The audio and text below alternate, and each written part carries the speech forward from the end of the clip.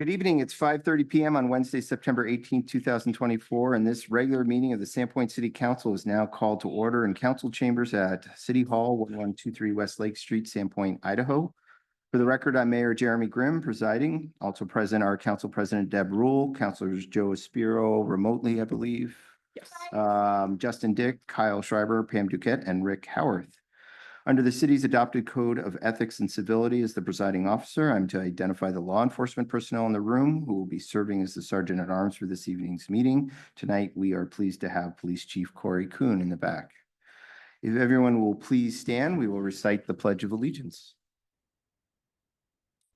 I pledge allegiance to the flag of the United States of America and to the republic for which it stands, one nation, under God, indivisible, with liberty and justice for all.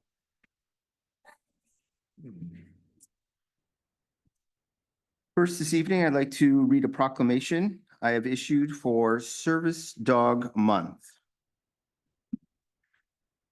Whereas we believe in the joyful, transformative power of the human canine bond and inclusivity of all citizens. Whereas in the United States, 64 million adults and children have a disability and only 16,000 service dogs from accredited training programs exist nationwide, and the need is growing. Whereas Canine Companionship is a nonprofit organization that enhances the lives of people with disabilities by providing expertly trained dogs, service dogs, and ongoing support to ensure quality partnerships. Whereas Canine Companions and their service dogs empower people with disabilities to lead life with greater independence by providing best-in-class training, ongoing follow-up services, and a deeply committed community of support.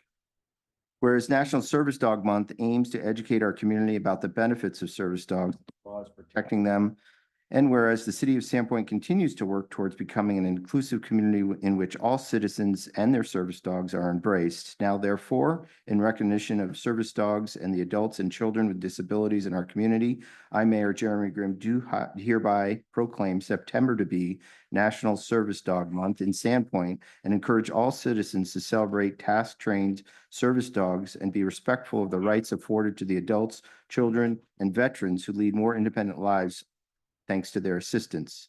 Proclaim this 18th day of September 2024 in the city of Sandpoint, Bonner County, Idaho. And I believe we have representation from Canine Companions here. Is that right? Would you like to just say anything, or you can come up to the microphone? Again, I want to thank the city of Sandpoint. This is the third year that we have proclaimed the month of September for Service Dog Month, and I'm really proud of that. We have a couple service dogs with us today, and as the rest of us being able-bodied people, we don't realize every day the needs that people have and the independence these service dogs give to them. If we drop something, we bend over and pick it up, but some people can't do that. And also, there's the disabilities that aren't physically you can't see in someone. So these dogs are task trained to help in so many ways. And thank you for proclaiming this to be Service Dog Month. My pleasure. And I have this proclamation. Thank you.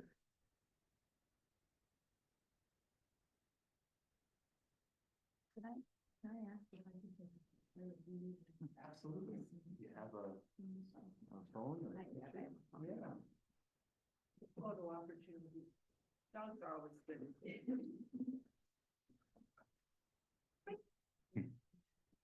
Here.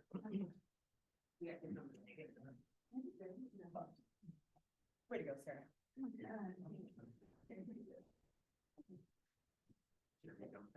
I know.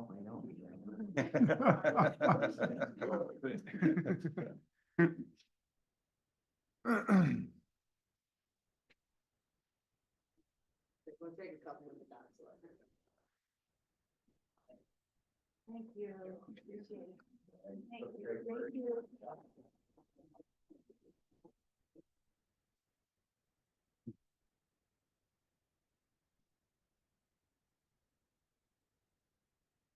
Next, just a couple of announcements and reports, starting from the mayor. Just everyone is probably aware it is construction season. For the public, if you're not aware, we try to do most of our street work outside of the busy summer months. So that time is upon us.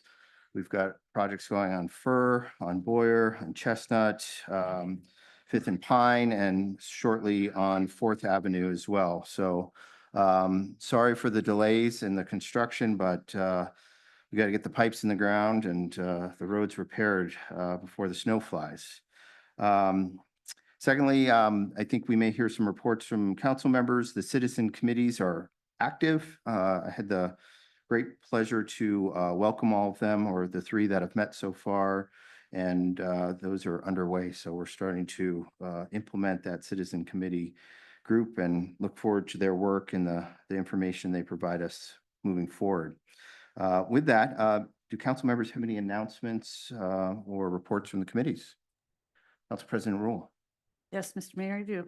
Okay, so Pedestrian and Bicycle Advisory Committee met on September 5th. The mayor was there, as he said, to welcome everybody. Also, our Sandpoint Community Planning and Development Director, Jason Welker, Zach also attended to just kind of update all the members on open meeting laws and sort of set all that stuff out there for them. The members of the committee are Kate Huseman, Aaron Billings, Evan Lewis, Jennifer Heller, Julie Perchinsky, Molly O'Reilly, Radley Peterson, Taylor Prather, and Reed Weber. We just did a little bit of orientation.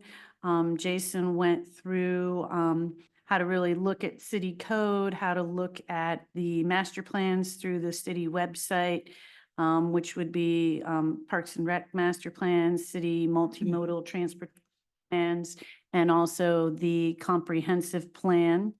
And then election of chairpersons was performed, and Ms. Huseman was the elected committee chair, and Ms. O'Reilly will be the vice chair.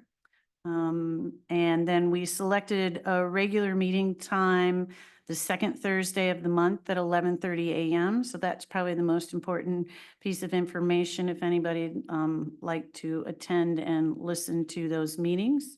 Then the meeting was adjourned. So just getting a start and looking forward to the next one. Thanks for your service on that committee, Council President Rule. You're welcome. Very important. Other council announcements or reports? I have both. Do you want me to Go do the ahead. Sustainability Committee? But Meeting? whatever is your pleasure. Oh, that, both my pleasure. Right. So we as well had a first meeting. It was awesome, in my words. Let me see, we had, the mayor welcomed us. Jason popped in for a few minutes.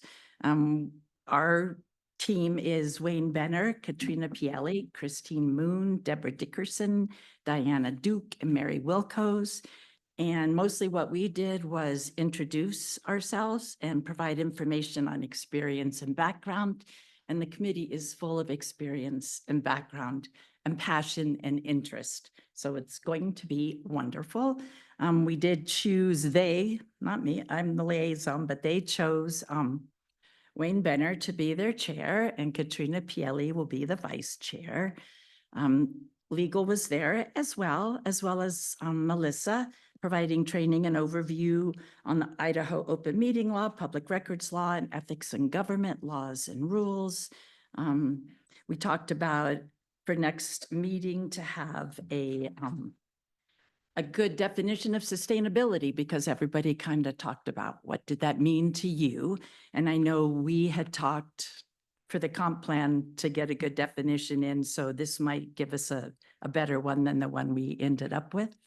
I shared a document that I shared last meeting about the grant for Sandpoint Forward project, which seeks to build a durable climate resiliency capacity for Sandpoint, because we're looking for people who want to join that. They discussed several possible agenda items for next time. Ms. Keeney and Ms. Bronscombe will collaborate on a summary of the portions of the newly adopted Sandpoint Comprehensive Plan that reference sustainability because the committee members had questions about that, where it was, and they weren't familiar with the whole comprehensive plan. We're going to meet monthly to start, the fourth Tuesday of the month. So that gives us October 22nd, I think it was. And it's exciting. I'm excited. It's going to be a good thing for the community. So thank you for helping us put these together. And thank you, Melissa. Does anybody else have a committee meeting one or should I? Joel does, but why don't you just? Yeah, Mr. Mayor. Oh, go ahead. Go ahead. Yeah, Mr. Mayor, thank you. Thank you very much. Sorry I can't be there today. We had our Parks and Recreation Commission meeting last Wednesday. It went very well. The goal is to meet once a month, second Wednesday of each month. We did orientation and training, as others have said. We were able to elect our commission chair, which was Chris Ankeny, and our vice chair was Gwen Victoriason. And yeah, we look forward to getting to work and bringing updates as needed. So, but it went very well. Thank you. Awesome. Thanks, Joel. Jump in. Go ahead. Mr. Mayor, I am on the Arts and Culture and Historic Preservation. I was unable to attend the meeting, but I've had a lot of great information or phone calls with Heather Upton and Jason Welker and the mayor as well. The first meeting, we're going to meet the second Tuesday of every month at 8:30. There was a report on the Silver Box cycle and the approval of the next cycle.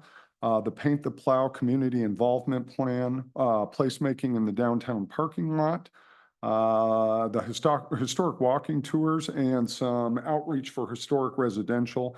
And then we kind of dug into some historic overlays and creative overlays, as well as some funding that we were looking for, and maybe a 30,000-foot view of a future arts and historic cultural preservation center in the community as well, too. So looking forward to working with everybody on that as well. Good. Well, thank you, Joseph. Mr. Mayor, I did have one more announcement I'd love to share. Go ahead. There's a newly formed Idaho Panhandle Public Lands Initiative, and they're hosting an open house at 6 p.m. on September 25th at the Sandpoint Community Hall on First Street, 204 South First.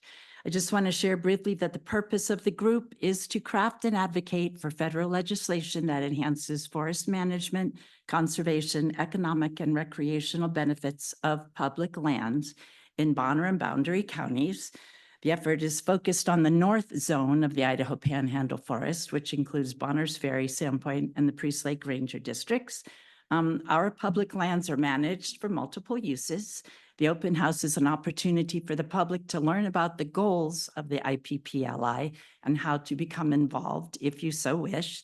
Anybody with an interest in the future of public lands in northern Idaho is encouraged to attend the open house, learn about the IPPLI's goals, consider joining as a voting member, or participate as an interested member of the general public.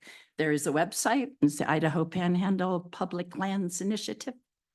You can look it up and check it out. What time did you say that meeting was on the 25th? It's 6 o'clock on the 25th. 25th or 6th? 25th, Wednesday, the 25th. Excellent. Any other council announcements?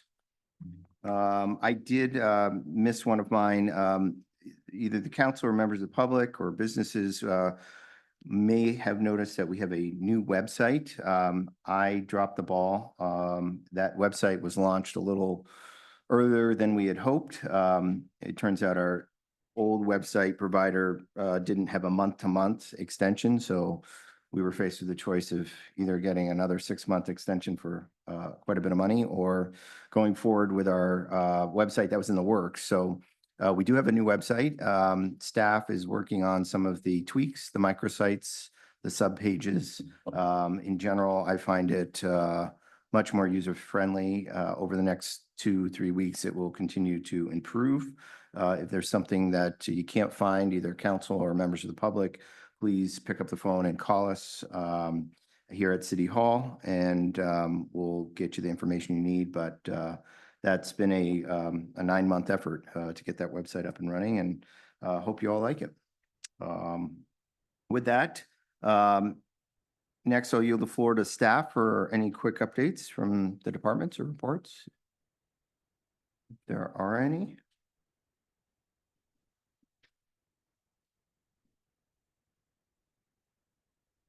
Fire Chief Gilchrist.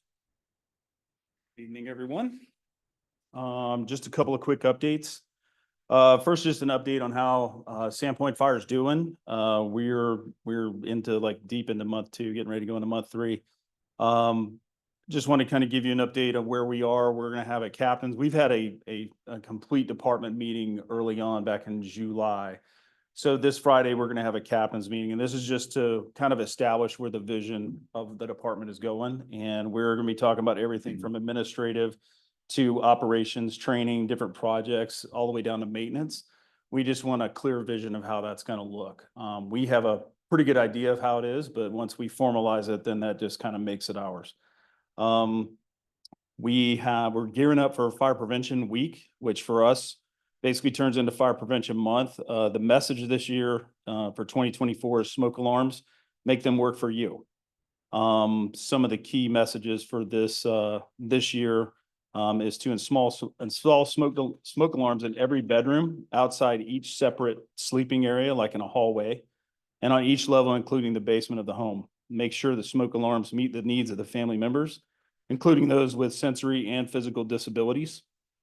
Test your smoke alarms at least once a month by pushing the test button, and to replace all smoke alarms when they are 10 years old or they do not respond when tested. We will be putting that message out over and over again for the rest of this month and into that next month. We're also hosting our open house for this station will be on October 11th. That's a Friday afternoon. We'll be doing it from 2 to 5 p.m.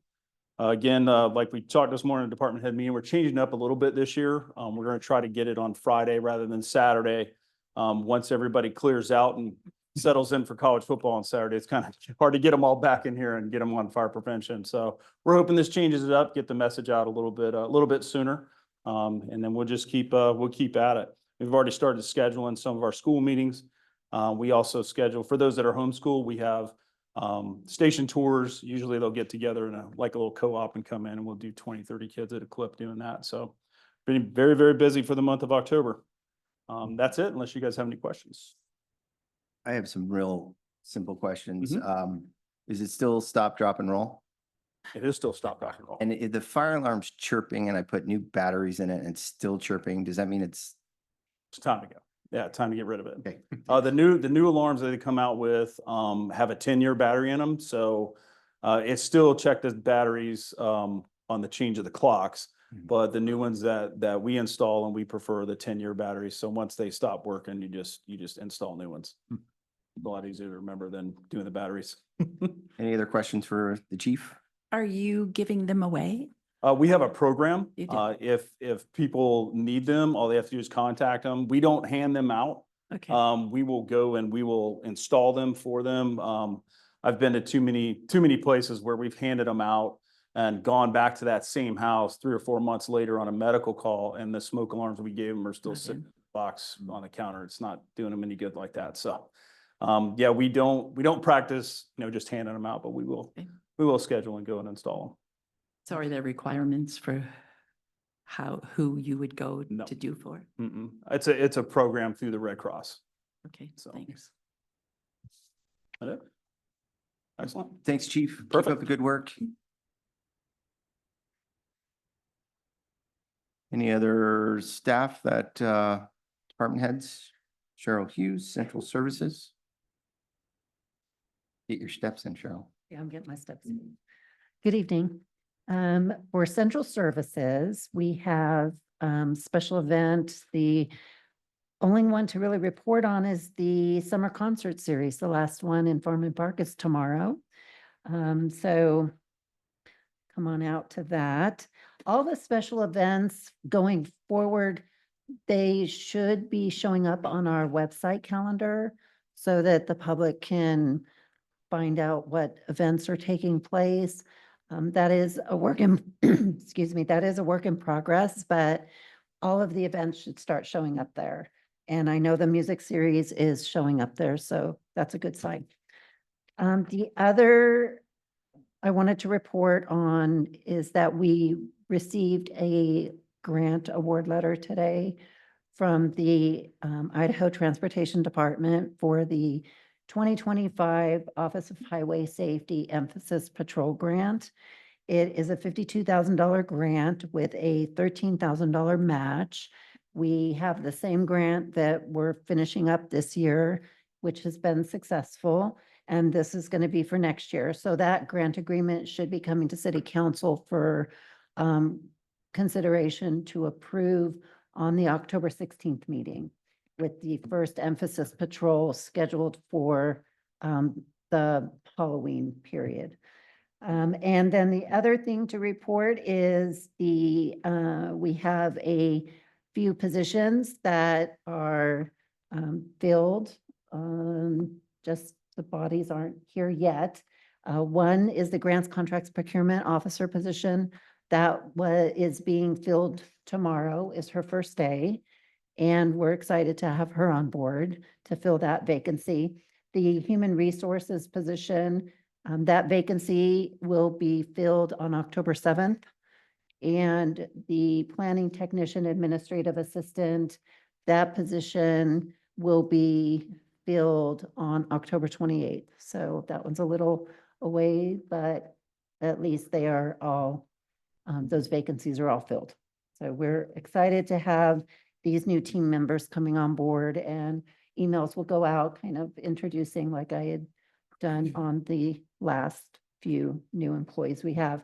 All of the new employees have been wonderful to have joined our team, and they're working out great. So, and that's really, there's a lot going on, but if there's anything specific you'd like to know, I can answer any questions. Anyone have questions for Cheryl? Hey, thank you. Thanks, Cheryl.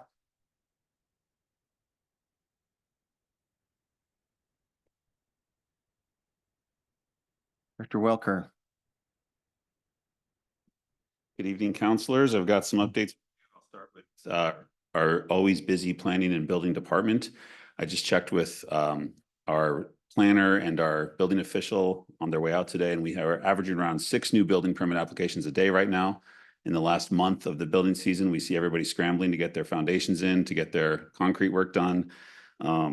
And our team is very, very busy staying on top of all those applications. As far as bigger projects, we've got a couple in the pipeline for the fall that are probably going to be coming to planning and zoning, including a CUP, a PUD, conditional use permit, planning and development. I can't go into details on those with you, but just to give you a forecast, we are going to probably before the end of the year have at least one more public hearing on some sort of land use matter for you. We've got a lot going on in other divisions within my department. The Arts, Cultural, Historic Preservation team. Justin mentioned the Silver Box program. About a year ago, the council approved the 3 pieces that we have on display right now. Those are coming down this month, and we'll be reopening the call for the next round. The next round will be a 6-month installation with a $500 stipend for the winning artists whose pieces are selected. The goal is to get those rotating in and out a little bit more quickly. We had so many submissions last time. There's so much cool art out there that we want to put on display downtown. So we're going to try to basically double the rate of overturning that. So you will be seeing probably at your November meeting some art submissions to be installed later this year. Our historic preservation planner, Heather, will be back on the air Monday morning at 8 o'clock for the next episode of the Community Character Hour. This episode is about the Long Bridge. I hope you had a chance to listen to the last month's episode about City Beach. Always super fascinating. Our final historic walking tour is Friday the 27th. This is a free event. Departs at 10 a.m. from the Panda. And finally, from that division, we've got the Name the Plows event. We painted 4 of our city plows this summer, and you can drop off your name suggestions. There's a poster in the lobby here and at the paint bucket down on Pine Street. So if you want to participate public in naming our snow plows, there are some quite entertaining paint jobs that they received. I'll give you the latest update on the James E. Russell Sports Center. In the last 2 weeks, we've seen the canopy go vertical. This is the 4,000 covered, 4,000 square foot canopy that covers our outdoor patio area. The concrete for that will begin to be poured next week for the patio. And by the second week of April, the wood slat wall will be installed. That's all that lumber donated by Idaho Forest Group, one of the many supporters of this Said project. April. Sorry, I'm in October. October. Okay. So about 2-3 weeks from now, you start to see that slat wall get installed. All the concrete and asphalt work, including sidewalks, pathways, fire lane, and the parking lot with striping will be completed by October 28th. So it's going to really transform the face of Traverse Park. Interior work continues. We got trim work, tile, flooring, and all the doors going on between now and mid-October. And then finally, irrigation and landscaping. Starting in mid-October, we'll start to see the landscaping begin in conjunction with the playground landscaping. Between those two projects, we're going to see 88 trees planted on the west-north side of the building, including around the new playground. So we're going to see 88 trees go in, and that should be finished by November 21st. We are still on track to have the building occupied by city staff around November 15th, and we are aiming for, I hesitate to say it, but a public event on Thanksgiving Day. We do it every year. It's called anybody? Turkey Trot. The Turkey Trot. We've done it for years as city at Traverse Park. We're going to do it again this year. We met with the YMCA. This is a co-hosted event, and it's a fundraiser for the Bonner Community Food Bank. So your entry fee is a food donation. We plan to host that in the covered patio area of the James E. Russell Sports Center this year. So playground, you're going to just see complete transformation of the playground area over the next few weeks. Starting tomorrow, the curbs around the play areas are going to begin to be installed. Gravel pads and curbs will be installed around the play areas, paving around the first week of October, final grading of the padded surfaces that we're installing on this accessible playground. Landscaping begins the second week of October. As I mentioned, there's 28 trees in the playground project, 60 at the James E. Russell Sports Center. And then play equipment will be installed the last week of October, followed by safety surfacing, with the playground set to be completed by November 21st. We've got obviously we had a huge Parks Capital Improvement budget this year, but going into the new fiscal year, it's quite a bit smaller. So we, in the Parks Department, have been looking for partnerships and collaborations with user groups.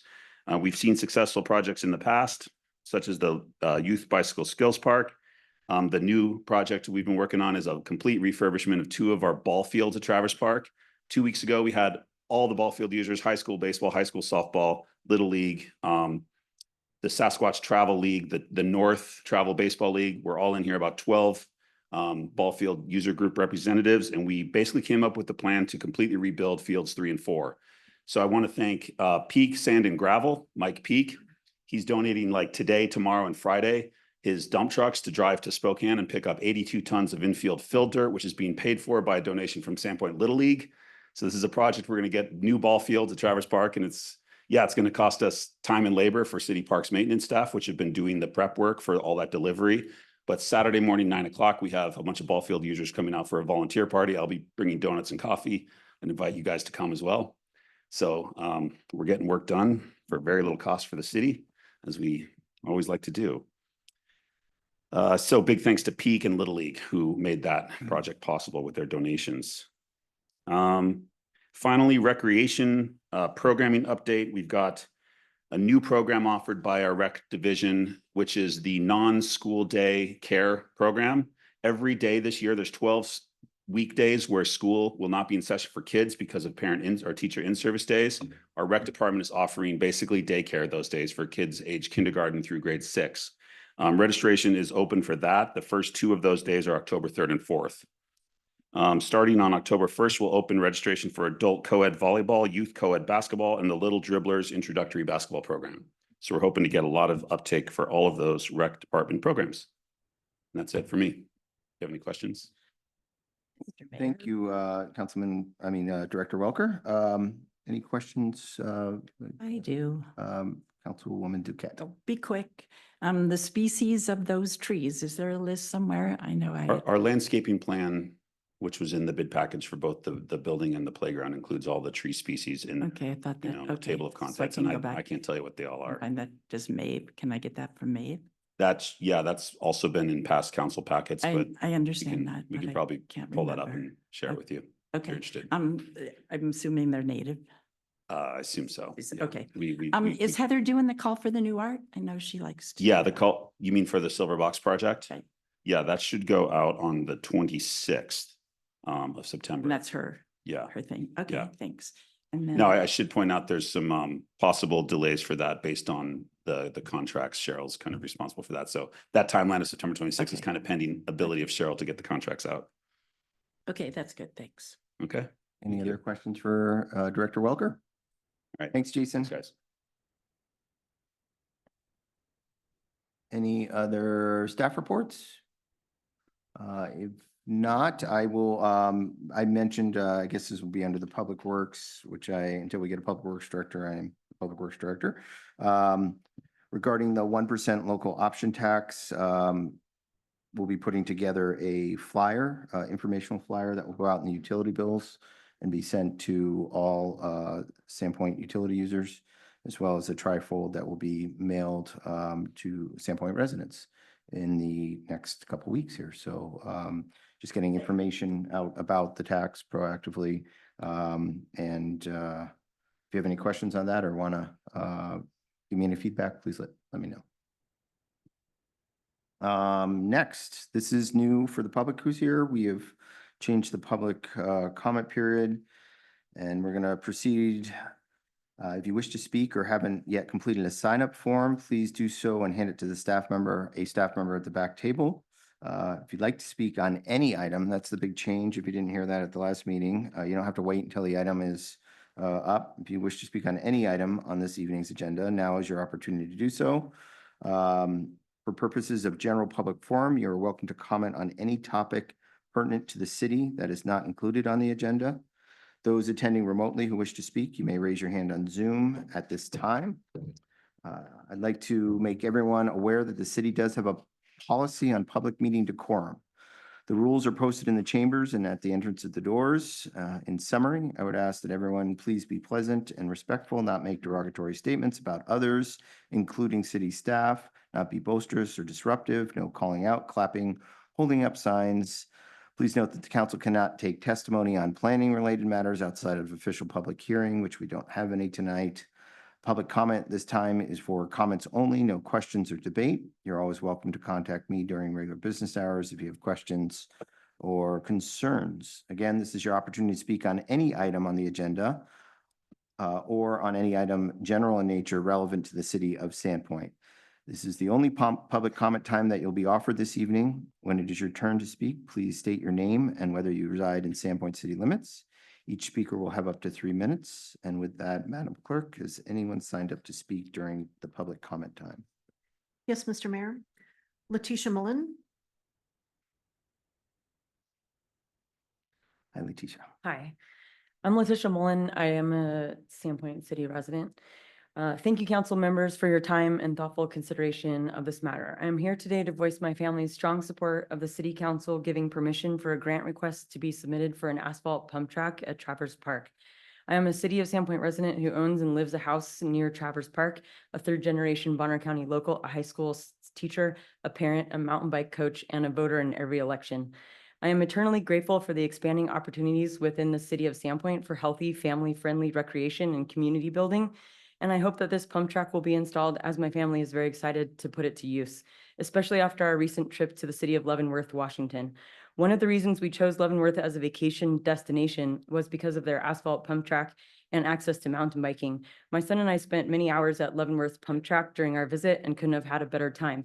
It was his favorite part of the trip.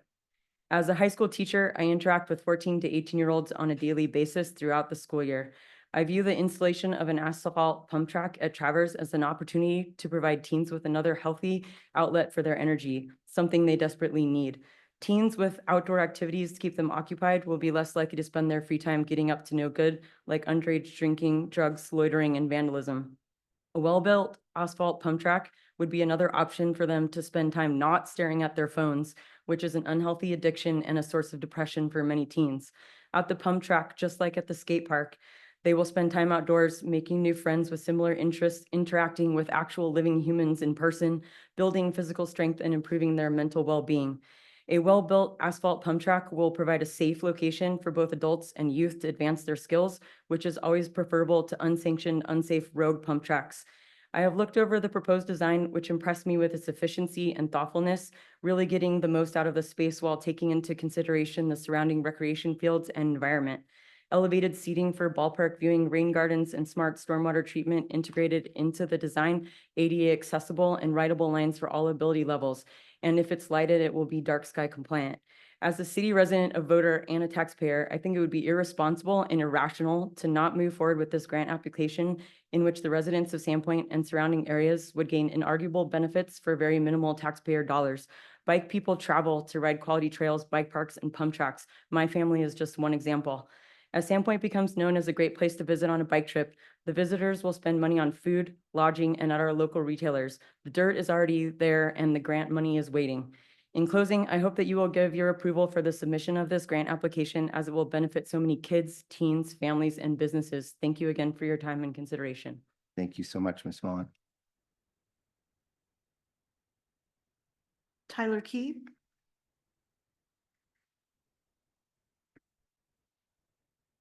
Hello. Evening, Tyler. Hi, my name's Tyler Key. I'm a Sandpoint City resident, and thank you for your time and attention. For the past 4 years, I have served on the board of Ponderay Peddlers, and our mission at Ponderay Peddlers is building community through trails. And a huge part of that is getting kids on bikes and getting kids safe access to places where they can ride those bikes. When kids leave school, where do they go? How do they get there? And what do they do? So we built the Tiny Woods Skills Park on the east side of the park. And an asphalt pump track is going to give kids the opportunity for progression.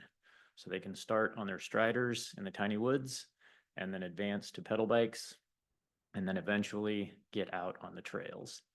I have seen the kids and the tenacity, the courage, the grit, and just the mental fortitude that they develop with their interactions with bicycles is a true lifelong benefit.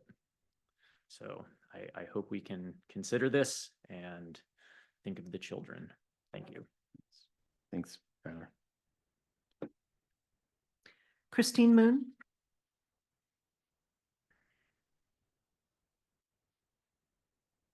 Good evening, Ms. Moon. Hi. Mr. Mayor, councilors, I'm here to speak against the pump track grant application for two related reasons. One is that we are going to be going to the city residents and others for a 1% increase in taxes. And I think that's going to be a little bit of a hard sell from people that I've talked to. And I think people understand that it's for infrastructure. But I've heard people hesitate about it just in their initial reaction to it.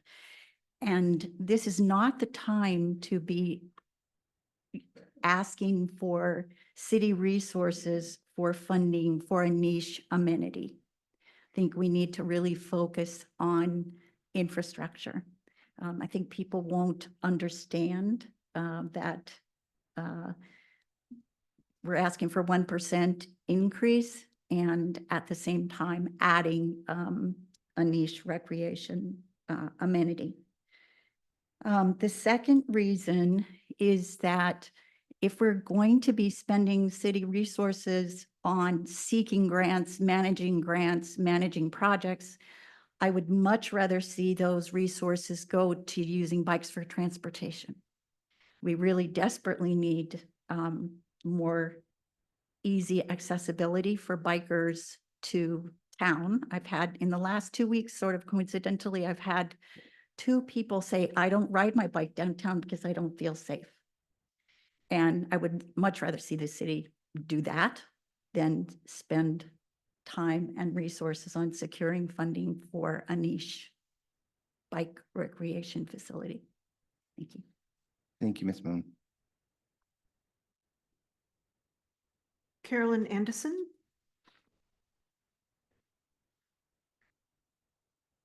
Good evening, evening, Ms. Mayor, Anderson. Council. My name's Carolyn Anderson. I'm a Sandpoint City resident. I'm here this evening to voice my disagreement with the proposed grant application for the pump park at Travers. I have tremendous anxiety with public speaking, so I'm going to try to read from my prepared notes. I too am a lifelong Sandpoint resident and bicyclist. I grew up here at the age of 3, riding my tricycle far afield throughout Sandpoint and continue riding throughout the county today on my bike. So that said, I'd like to start by saying kudos to Jason Welker for all the work he's done advocating for bikes as the former director of Pond Oreille Peddlers and as our former councilman. Pop has built over 30 miles of trails throughout the county, including right up the hill from Travers in Syringa and Pine Street Woods. Now as our community planning and development director, he's written a very polished grant application for the asphalt pump park that was part of last year's Travers revisioned plan. The pump park brings up a greater philosophical question about the use of park space, which is the same issue that divided this community just about a year ago. Not against the pump park, I'm against the location and the philosophical approach to what are we doing with our green space and park space in Sandpoint. I'd like to return the dialogue to a broader vision for park use that includes more community members and move away from the amenity trap, which is the idea of providing special interest groups with special structures in green open space. So let's focus on the greater number of residents.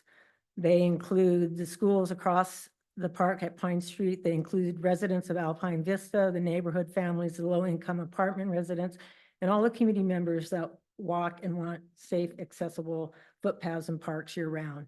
They come there to run, walk, exercise, walk, talk, cross-country ski, and dog walk in the winter.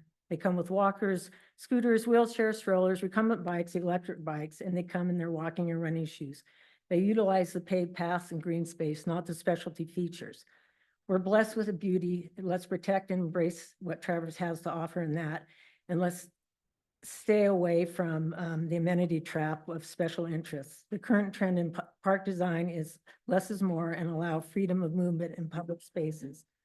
Let's recontour the pile of dirt that parallels the footpath into a series of rounded mounds with dips and valleys, nooks and crannies covered with grass and trees, and add some low-lying features that kids can play on. Let kids sled down the mountain in the winter to hone their skills before tackling the sledding hill on Pine Street. The mountain can be a viewing area for sports events, mini performances. It can be bullseye practice for a Parks and Rec bow and arrow safety clinic. So I implore the city to use grant money for the greater good of the community, for dog parks, for community bike connectivity, safety issues, or find an underutilized asphalt parking lot for a pump park. Revisiting this issue just feels like last year all over again. Thank you, Ms. Anderson. Emily Struzich.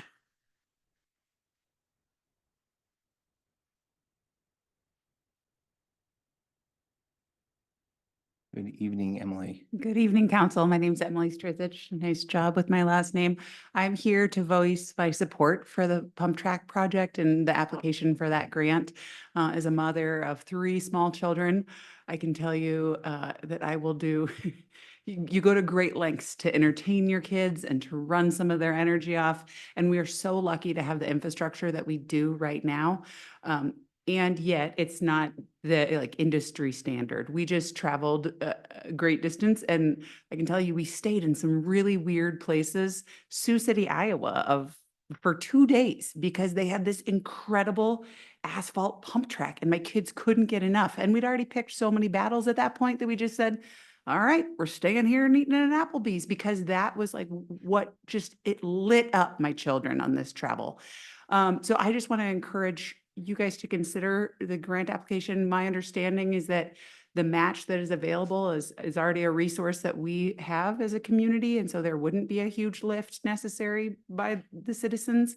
And so I just want to encourage all of you to think of maybe what wouldn't necessarily be something that you would use, but think about like all of the young families that were moving here and increasing like the vibrance and activities that are available to those families.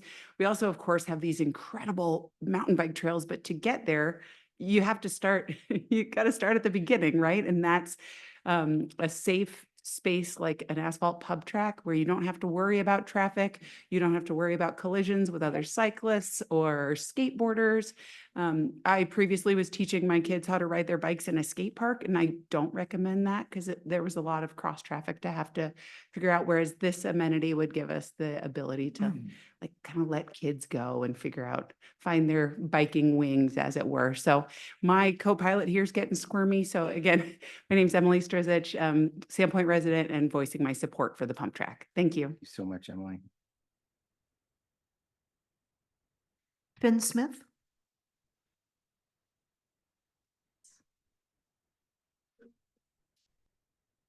I'm Finn's dad, Jeff, but Finn wanted to say a few things. I'm in support of the pump track, but I think Finn wanted to say something too. Hey, Finn. Go ahead, buddy. I think everyone should just have fun biking. And do you think that the pump track would help people have fun biking? Yeah. Thank you so much, Smith. Michael McCoy.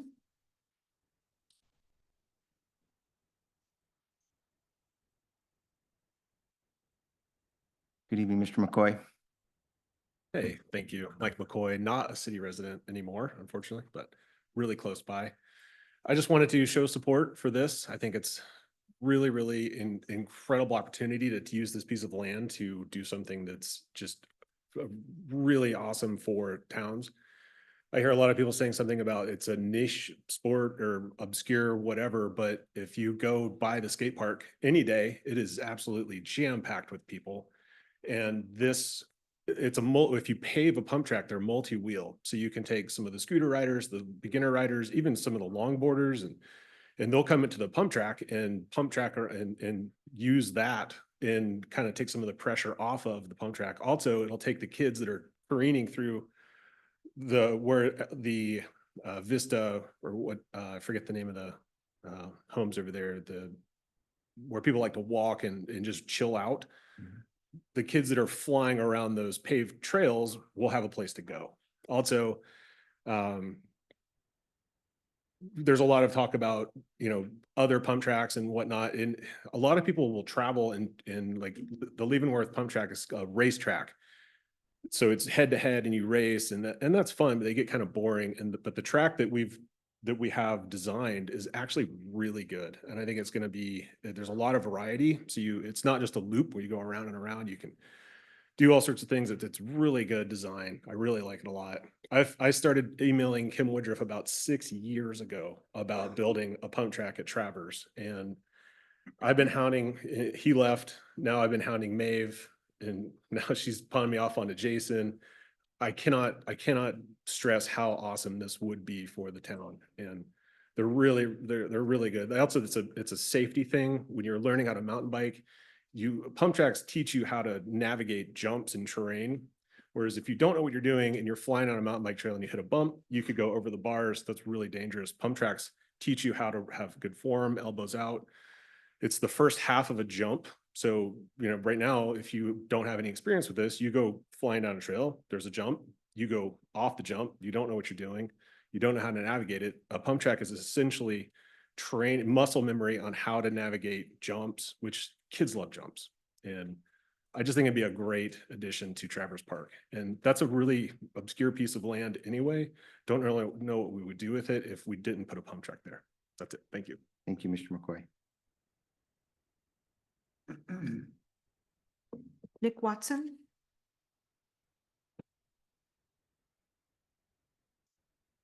Good evening, Mr. Watson. Good evening, Sandpoint resident. I am for the opportunity to have this pump track. I came here with my family. There's 6 of us. We spent a lot of time traveling around the US, specifically targeting places with pump tracks and mountain bike parks. Some of our favorite places: Bentonville, Arkansas, Asheville, North Carolina. Tons of places that have amazing small communities that are happy and vibrant. And it's because of a lot because of that mountain bike community. We love Sandpoint, and that's why we ended up moving here, in hopes that we would grow this community just like those communities as far as mountain biking goes. the pump track situation is amazing for little kids and their progression. My youngest is 3, my oldest is 13, and I enjoy it just as much as they do. I think with the progression of Sandpoint, as far as the mountain biking trails that we have, and the skills park that we built, I think there's no reason we shouldn't have this pump track. I'm totally for it, and it's such a good thing for our community. Thank you so much, Nick. Kara Berlin.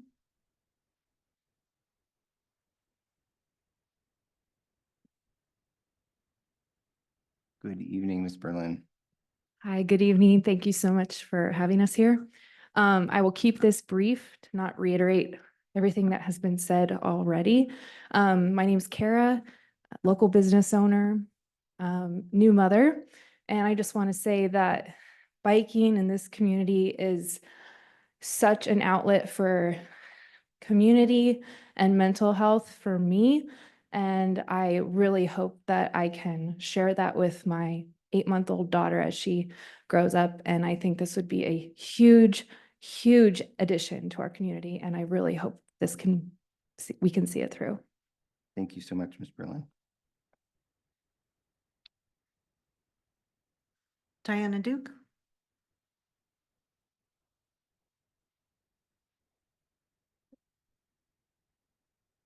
Hello, Ms. My name is Diana Duke. I'm a resident here in Sandpoint. I'm for the pump park, but let's keep it green. I'd really like to see a dirt pump park. Asphalt is just going to make that area a hotter area. We already have the concrete with the skateboard park. We already have the new pickleball court. And we took out all those trees. If we want to keep it sustainable, there are green methods for creating pump parks. And if anyone would like me to, I can send you some information on that. But yeah, I mean, really, that's all I have to say. Thank you. Thank you, Ms. Duke.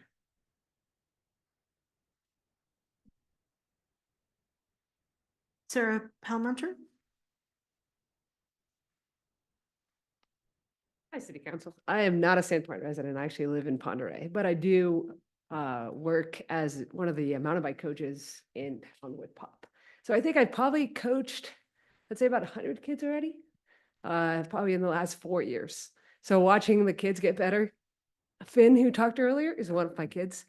To watch them grow from just learning how to ride a bike to ripping down the trails is such a joy. Where like fills my soul.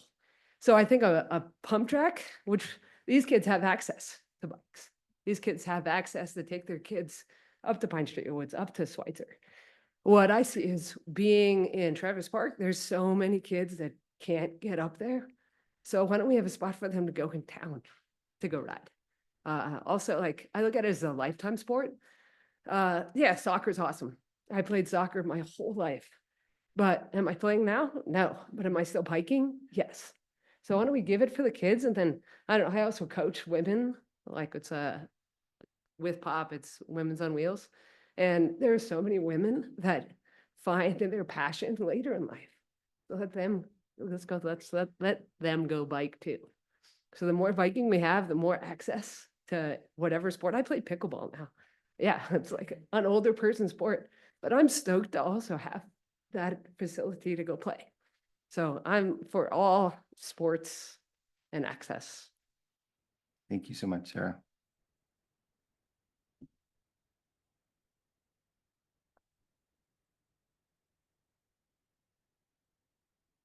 Mr. Mayor, we have a member on Zoom who wishes to speak, a member of the public. Go ahead.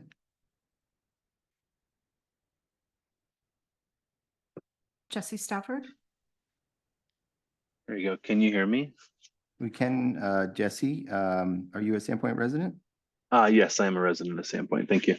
Excellent.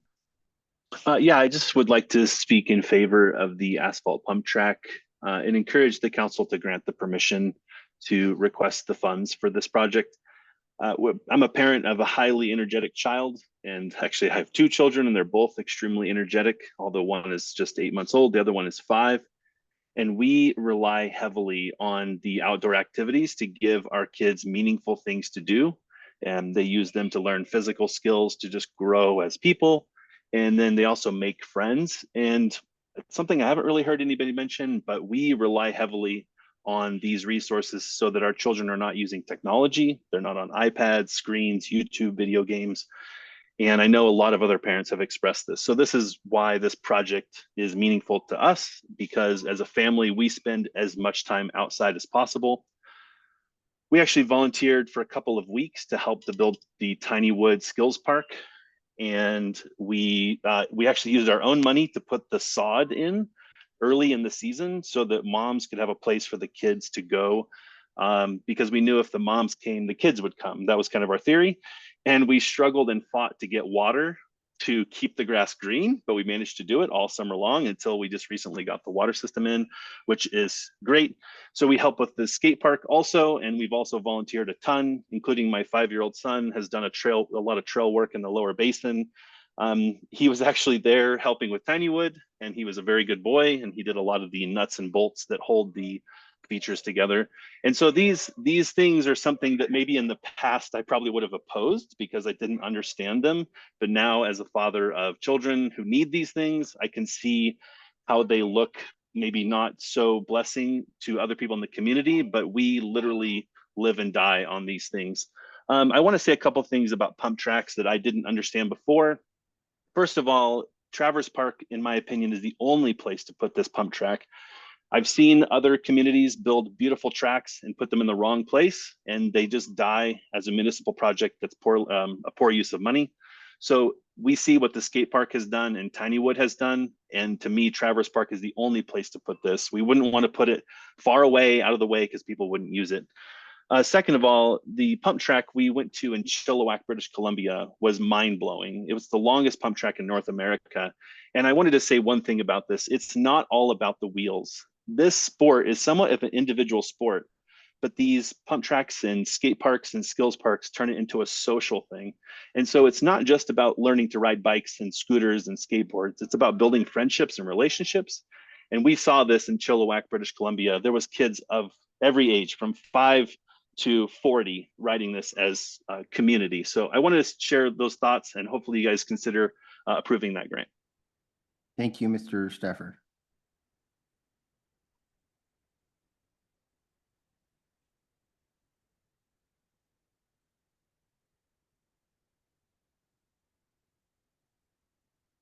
Rebecca Holland. Good evening, Ms. Holland. Can you hear us? Yes. Good evening, Mayor and councilors. Ms. Holland, are you a well- Sandpoint resident? No, I live outside of Sandpoint. Had a business in Sandpoint, and someday I will be living back in Sandpoint. Have great interest in Sandpoint. So it's no surprise that, let's see, I counted 10 people that I know many of these names are associated with POP, the peddlers, Pondray Peddlers, which I'm a member too. And I think that the fact that that's kind of a special group, a special club coming out to promote their special sport needs to be noted. And that also should be noted that there is a new skills park for the little kids. I was hearing someone say something about for little ones. But I think the question here is this even needed with all these multiple biking parks and trails, the many trails we have throughout the community? Wouldn't it be better for the city to seek a grant for safe cycling? That will serve a much greater need. The principle for the greater good comes to mind for the elderly, for the children, and for the average families. Average families do not have high-end bikes for pump tracks. I think we know that the residents have asked the city to prioritize some things, and one of them being a dog park somewhere for their pets to run. That's a greater need. One of the surveys asked people where, and Traverse was selected by a good number. Would that huge pile of dirt work? Well, first, knowing that the dirt had issues for supporting a building, we need to ask a bunch of questions and have some testing done. I think this is putting the cart before the horse on all of that, and we've seen how that works on this other project at Travers. Regarding this proposal tonight, neither of those things has happened. This is the people's park. They really should be involved in the big decisions. To pretend that the rec master plan that was orchestrated by the Shelby Stapleton administration is a reflection of the current thinking in the community does not hold water. So I know that's kind of under the umbrella that this is all being pushed. So please just say no and instruct staff to concentrate on the projects that the residents really need, really want. And there should be no more catering to specialty clubs looking for $300,000 grants that will continue to cost for maintenance, and the grant written up saying there won't be any expense to the city, yet there'll be city workers that are to work on it. So I find that disingenuous for that to be stated. So again, thank you. Thank you for your time, and let's just try to keep it real. Thank you. Thank you, Ms. Holland.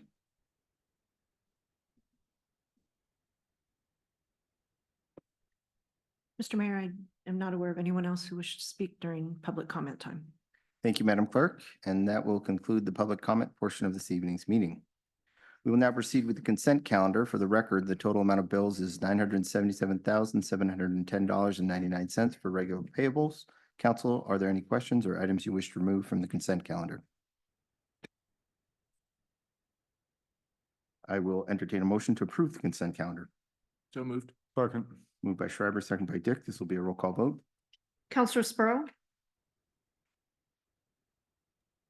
Yes. Counselor Howarth, Yes. Counselor Schreiber, Yes. Counselor Duquette, Yes. Counselor Dick, Yes. Counselor Poole. Yes.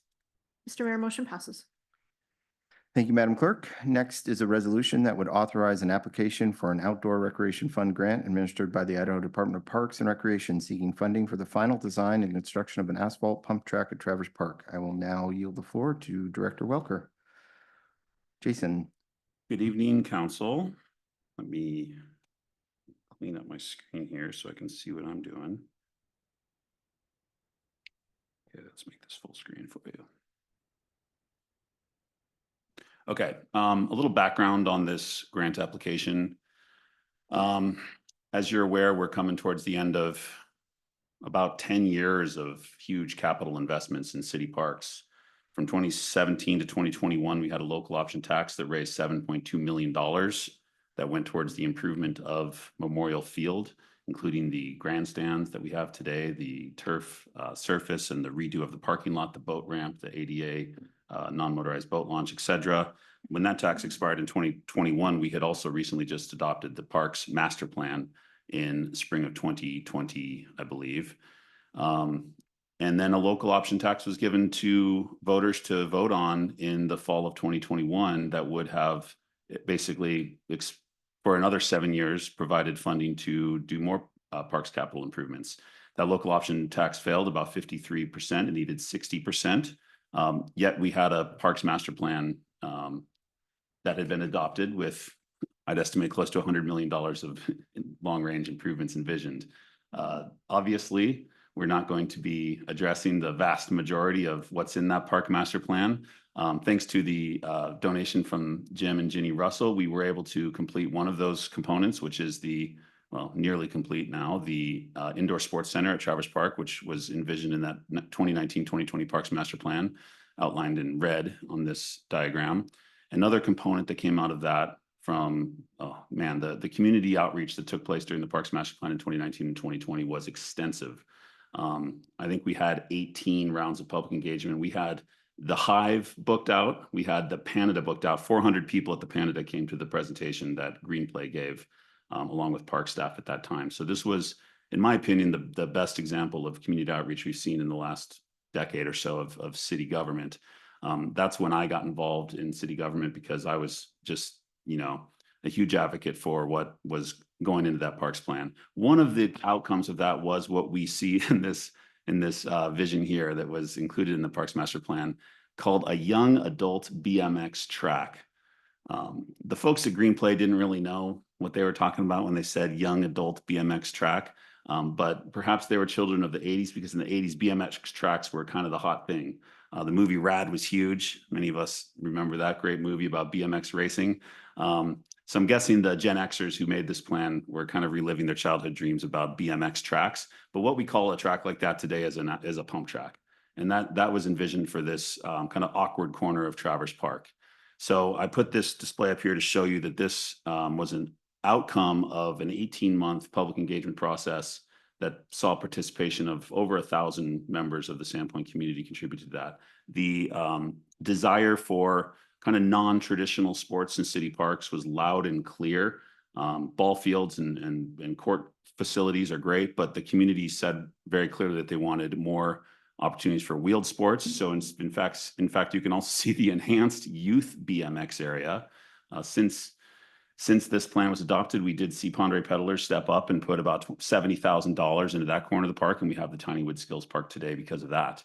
The next phase for the kind of non-traditional wheeled sports in Traverse was the skate park expansion. This year we saw, in collaboration with a very special interest group known as Everybody Who Rides Skateboards, Scooters, and Bikes, and $65,000 of contribution from the Bonner County Skate Park Association, a nearly $500,000 expansion of our skate park. So that's been a huge addition, which has seen just nonstop use since it opened 6 or 7 weeks ago. By the way, update I forgot to provide this morning, lighting is being installed on that in the next 3 weeks, and kids will be able to enjoy that after dark well into the fall this year. In all honesty, I didn't think we would be pursuing a pump track in the next couple of years until I received notification that there was some basically last minute grant funds available through the Idaho Department of Parks and Recreation. One of the reasons this grant application was somewhat rushed is because I wasn't even notified of this opportunity until about a week and a half ago. The ORFAC grant, the Outdoor Recreation Fund Advisory Council, administers this grant for the Department of Parks and Recreation. This is ARPA money left over from the COVID era. What makes it unique and what makes this project uniquely suited for this grant is that the grant committee is looking for shovel-ready projects that can be awarded by the end of this year. In other words, contracts awarded and construction completed in 2025. That's some of those federal requirements for these ARPA funds. When I was notified by about this grant by Mickey Quinn, the director of the Sandpoint Chamber, I immediately reached out to the grant administrator and described this project to her and asked about things like maximum ask amount and grant match requirements. Those are the things you really need to know when applying for these grants. The response was, there's no max and there's no match. And I described her project. She said, that sounds like the perfect candidate for this grant. Now, that said, I also have no idea how many other applicants there will be for this grant. And I have no way to estimate the odds of us receiving this grant. I've already heard of one other local organization going for an ORFAC grant this year. So there very well could be very great levels of competition for this grant. All I'm asking for tonight is permission to submit this grant application. It is due September 30th, which is why we rushed to get it on this week's agenda. I believe we would hear on the grant award by the end of October, because they're giving us till the end of this calendar year to have a contractor under contract to do the work. Like I said, they were looking for shovel-ready projects. The site for the proposed asphalt pump track, this is what it looks like today. Google Earth has actually updated the satellite imagery to as recent as about 5 weeks ago, so we're able to get these cool aerial shots. There's about 6,000 cubic yards of dirt here. In talking with firms that build these pump tracks, they say that by far the largest cost of building an asphalt pump track is the fill material you have to bring in. It's about 300 dump truck loads of dirt. Every one of those is $300 to $500, depending on the cost of dirt. So the value of that dirt is estimated over $100,000. And in fact, it's not true that we are not providing city. There is skin in the game from the city. In the grant application, of which you saw an early version because it had to be posted by Friday or Thursday. Actually, it was posted by Wednesday last week. I had not actually completed the full grant application. We are putting $100,000 of filled material towards this grant, along with about $20,000 of staff resources. That's most likely going to include project management by Maeve, our Parks Project development manager. and additional work on components of the project, like landscaping, planting of trees, doing irrigation drip systems by our parks maintenance staff, because that's what they do. They're doing a ton of work right now on all the other projects going on at Traverse Park. So we have about a 15-foot high pile of dirt here. This came out of the site of the James E. Russell Sports Center, as you know. Before the project is done this year, the excavating company is going to go in and just kind of grade that into a hillside, and there's really no plan for it right now beyond the parks maintenance crew wants to use some of this dirt to fill in some of the low spots in our baseball outfields that you can visibly see when you're out there right now. They do not need 6,000 cubic feet or cubic yards of dirt to fill in the holes in the outfield. We are certain that there will be plenty of material to complete the other park improvement projects we want to do on the maintenance side next year. In fact, this is what I'm describing, what our trail builders would probably describe as an extractive pump track instead of an additive pump track. We're not having to bring material in, we're having to bring material out to build a pump track that will be above grade within the park, but the track itself will kind of be flowing amongst the hill. The vision for this pump track, let me pull up kind of the preliminary concept that we developed. This has also been refined a little bit since what was slapped together for your council packet. We do, of course, have more than just asphalt on dirt envisioned for this area. We want to basically turn this into a green corner of the property. We want to plant lots of trees. We want to do good stormwater. We have to have, of course, the grading and erosion and sediment control plans, the stormwater prevention plans. Those things all need to be developed in conjunction with any construction project. There was a question from the public about, or actually on the grant application, about NEPA, the National Environmental Policy Act. This is not within federal lands. However, the park itself was funded in 1984 using a federal grant called the LWCF grant, and a full NEPA analysis had to be done at the time that this park was built almost 40 years ago now. So we still fall within all the work happening within Traverse Park falls within the original NEPA environmental analysis done almost 40 years ago. But any project of this scale would require the normal Bonner County and City of Sandpoint stormwater erosion and sediment control plans that are needed for any other project. And of course, any qualified contractor has the qualifications to produce those plans. So you can kind of see the concept here. The grant we're asking for of $350,000 would be matched by $100,000 of fill material plus $20,000 in parks maintenance staff time, basically for a total project cost of around $470,000. We expect the actual construction of the pump track to be less than half of that. And we plan to put the rest of that towards basically the beautification of this corner of Traverse Park to turn what currently is a mountain of ungraded dirt into something that will undoubtedly be the next skate park for the youth of Sandpoint. Another great amenity for kind of a slightly different wheeled user group. I have a couple more visuals for you, and then I'll be happy to answer questions. Let's go down here.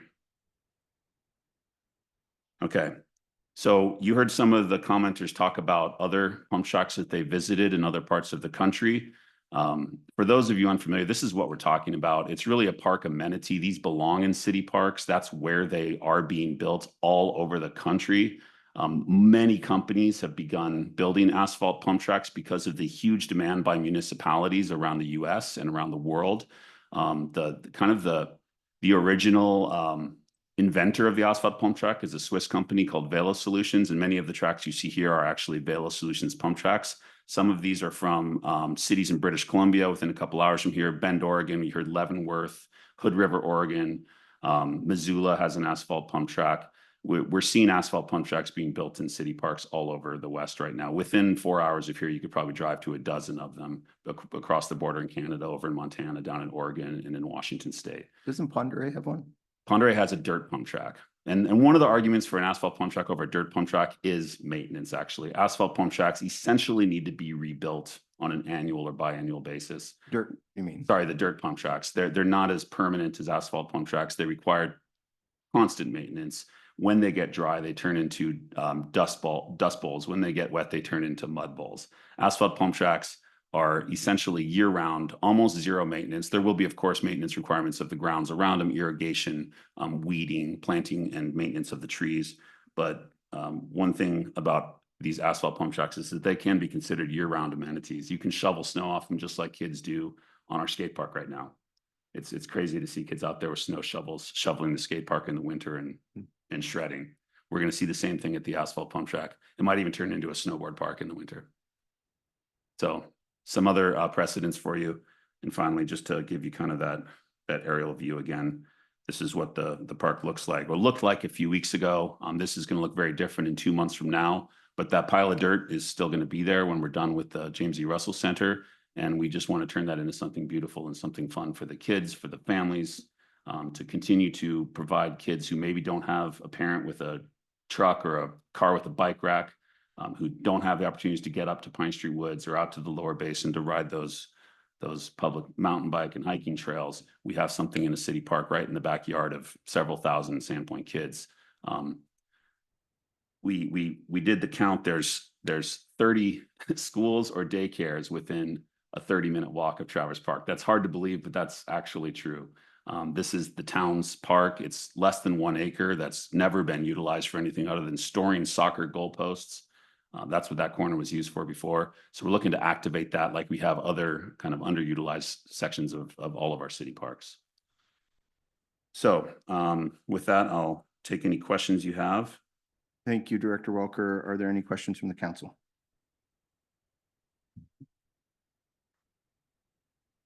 Mr. Mayor. Go ahead, Councilman Howard. Thank you, Jason. I do have just a couple of clarifying questions. One is if we put the asphalt pump track there, do we have enough parking? Do we have enough other park facilities to support even a bigger group of people coming to that location, whether it be toilets, whether it's parking, et cetera, et cetera? Yeah, parking's definitely an issue at Traverse Park. It already will be. I think, if you were there last weekend, you would have seen, there were probably 300 soccer players using the park between Great Northern, Centennial, and Traverse. And there were cars parked up and down Pine Street, up and down Lincoln Street. I'm sure the police issued a lot of tickets that weekend. But I don't foresee a park amenity that's intended for bicyclists primarily, other wheeled sports users secondarily, to be a huge traffic and parking issue. I think 90% of the kids riding at the skate park right now show up on their scooters or walk there or skate there with their skateboards. I think the bike, a park that's an amenity that's primarily for bikers is going to be even less people showing up in cars. Is parking going to become an issue at Traverse? Yes, absolutely. But it's not going to be because of the pump track.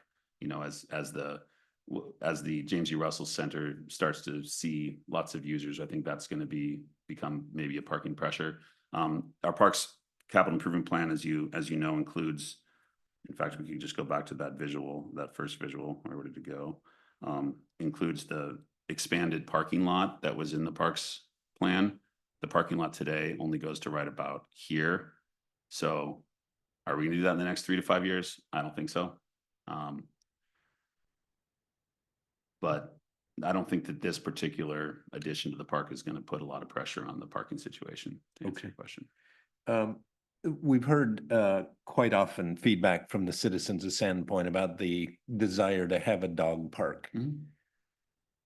Back when public feedback was provided, how did this rate, the pump track rate versus a dog park? And if a dog park is a higher priority than this, why are we prioritizing this over the dog park? Well, first of all, going back to the grant, this is the Outdoor Recreation Fund grant. The language is specifically around trails and access to outdoor recreation. A dog park, I'm not saying that's not outdoor recreation, but it would be a real stretch to try to bend a grant application for a dog park to this particular grant.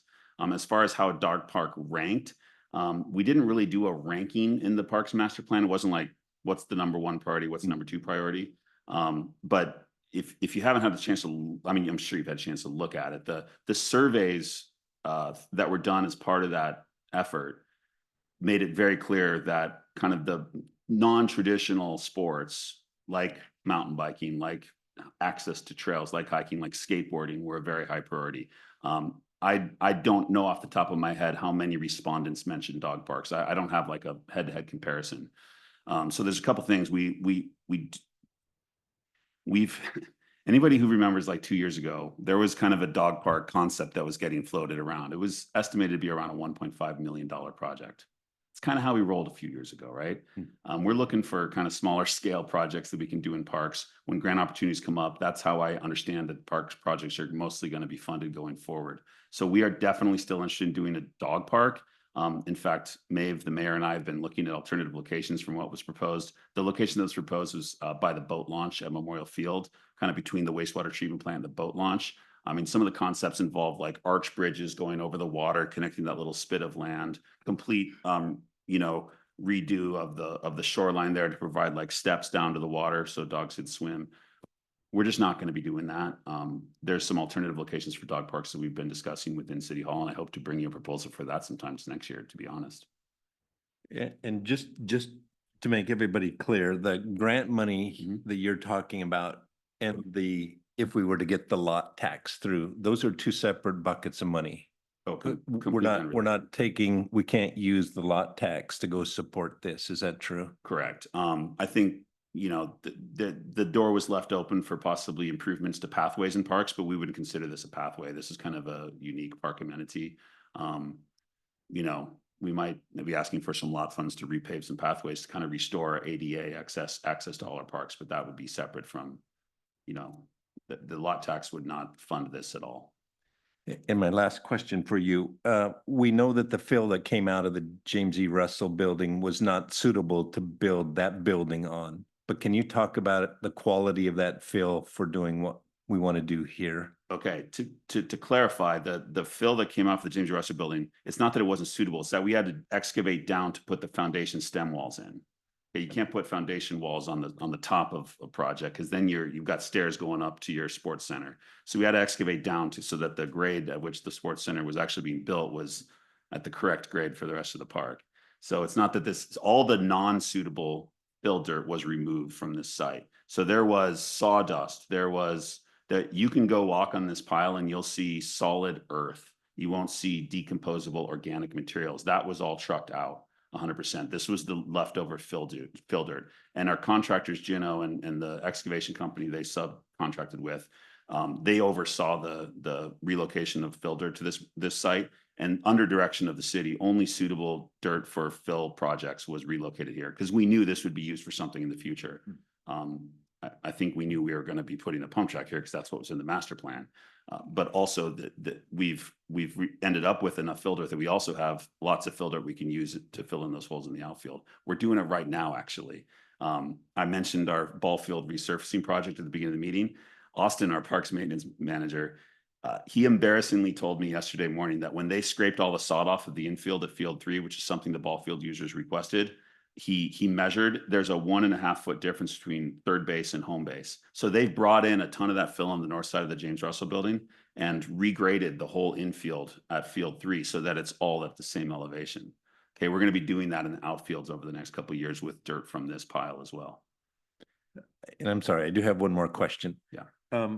I've heard some of our citizens say this is a niche project.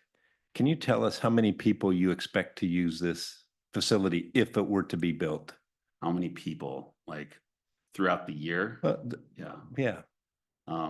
Well, or any of our coach, I mean, we have kids in this community, our biking community, but then again, like that's another thing to understand about this.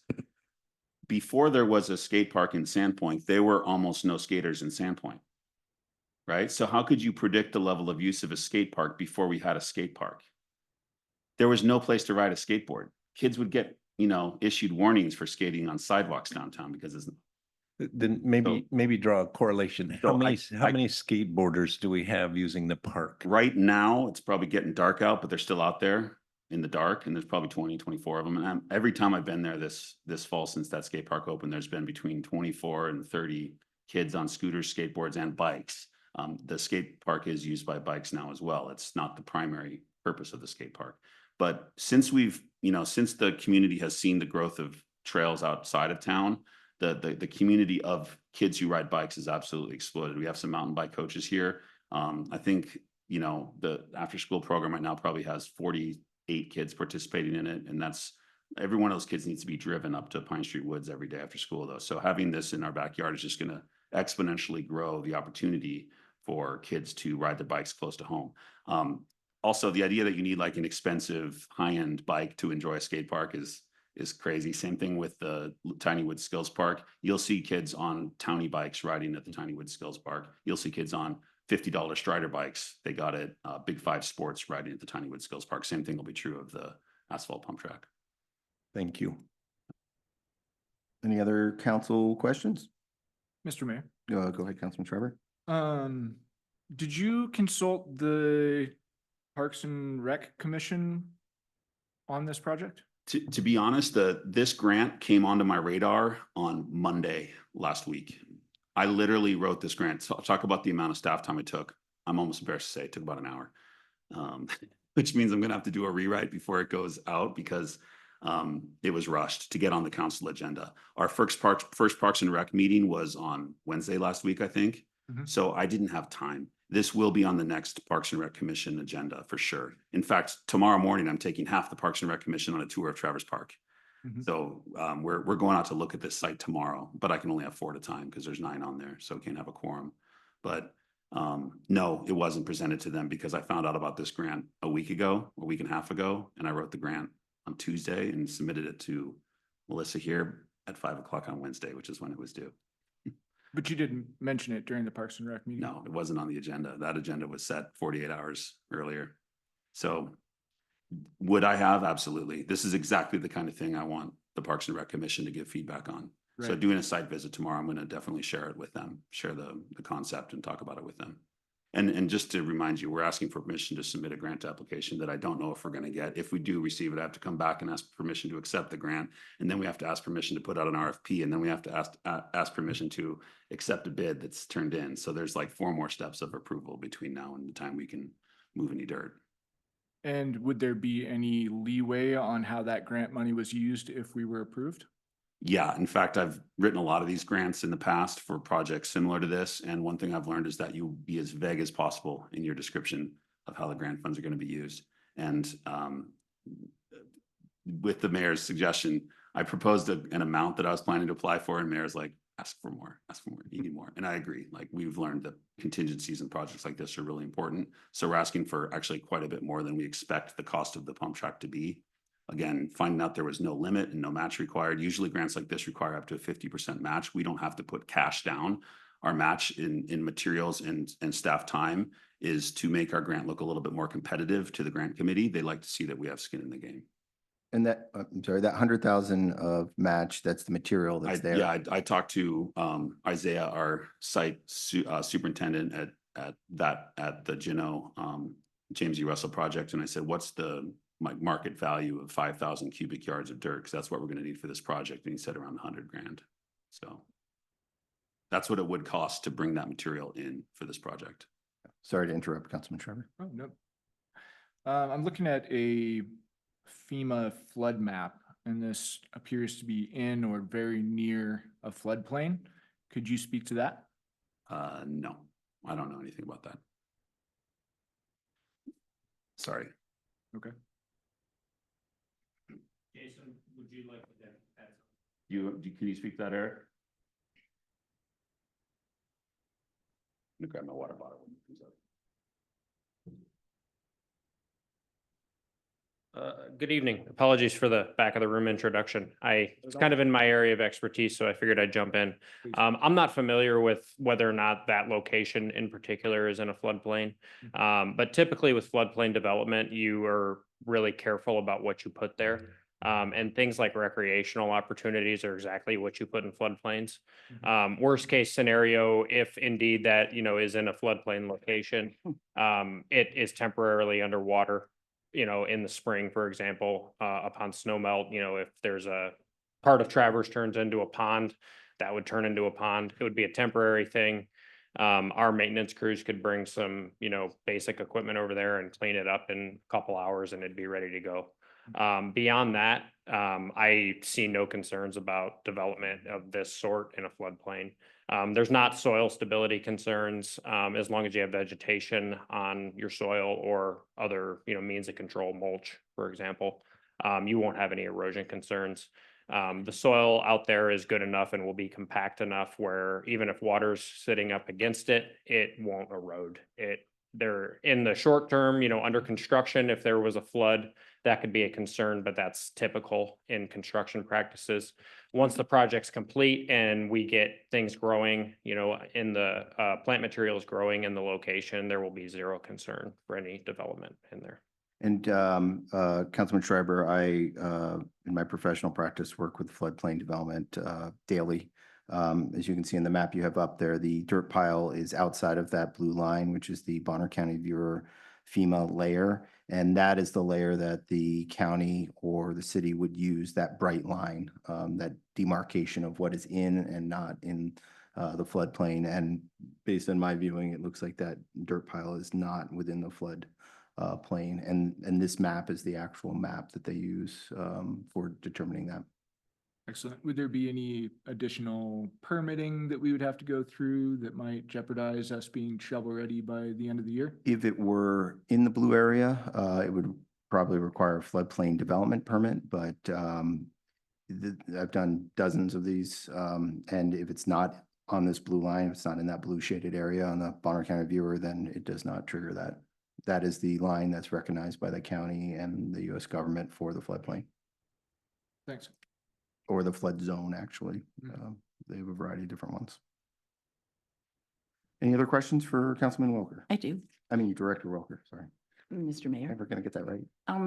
Along that lines, do you expect that to just be in that small area there, or will it end up being expanded closer to the floodplain? I don't have the floodplain map in front of me, but one thing I can tell you is that we are constrained by the property boundary of city property here. We're right up against the railroad right of way. So we cannot move any further west than what's in the parks. But you can go south. It's the south. It's to Well, the south. you can of kind of see what the concept is here and where the actual dirt is. So again, I don't have the floodplain map, but this. Well, I'm looking at the GIS map of where the dirt pile is and where the floodplain is. Okay. And it's to the south. Yeah. My other question is, doesn't that bike path flood as it is now? I know it does. It's a silly question, but I have to ask a question. I know our fields, like there are years where we can't open these fields until May because of the amount of water in the outfield. That's less from flooding as it is just from rain melt and snow melt pooling and not draining well. This is an old dump site, as you know. So, yeah, I don't know. I don't know if that path actually floods. I've never seen it. Does it go underwater? And that's water coming up from the Chuck Slough. So is all of Pine Street underwater? I believe it's been mostly from that pile. The of path is dirt not in in that blue area. Not in the floodplain, you're correct, but it floods, and I believe it's because of the dirt pile and the construction that's been there. It flooded this year. I biked it. I know that it did, and I know people who've walked it with their dogs. It did flood. I'm not going to argue about it. I could have taken a picture about it, but so environmental is my concern. Have you considered that that is clay soil? It is not porous. Most of our city dirt is clay. It's not gonna, I don't see that do you see that water will seep through there? Well, I can tell you from a trail building perspective that the more clay content in the soil, the better for the shaping. You want a solid sub base for the asphalt to go on. Otherwise, if you have soil that's gonna, percolate too much, you get water underneath it, it freezes, the asphalt cracks, and then you have to tear out your pump track and replace it in 10 years. So having a clay under base is a good thing. I'm not an engineer, sorry. Maybe Eric needs to come back up if we're worried about water running off. I mean, having vegetation, having trees and grass and, landscaping around this hill is certainly better than leaving it as a pile of dirt. As far as how the fill material will percolate, is that the right word, Eric? Speak to that. Would you guys like Eric to answer that? Yeah. Okay. Eric? In my experience. Hold on, Eric. Could you state your name and your position, please? For the Sure. record? Eric Bush, Construction Manager, City Forester. in my experience with ball fields in this context, and I've worked on projects exactly like this with, you know, in floodplains or flood adjacent areas. In this case, the issue with the ball fields is twofold. One is soil compaction. Over the years, lots and lots of ball players, lots and lots of kids, recreation, et cetera, running over back and forth does compact soil.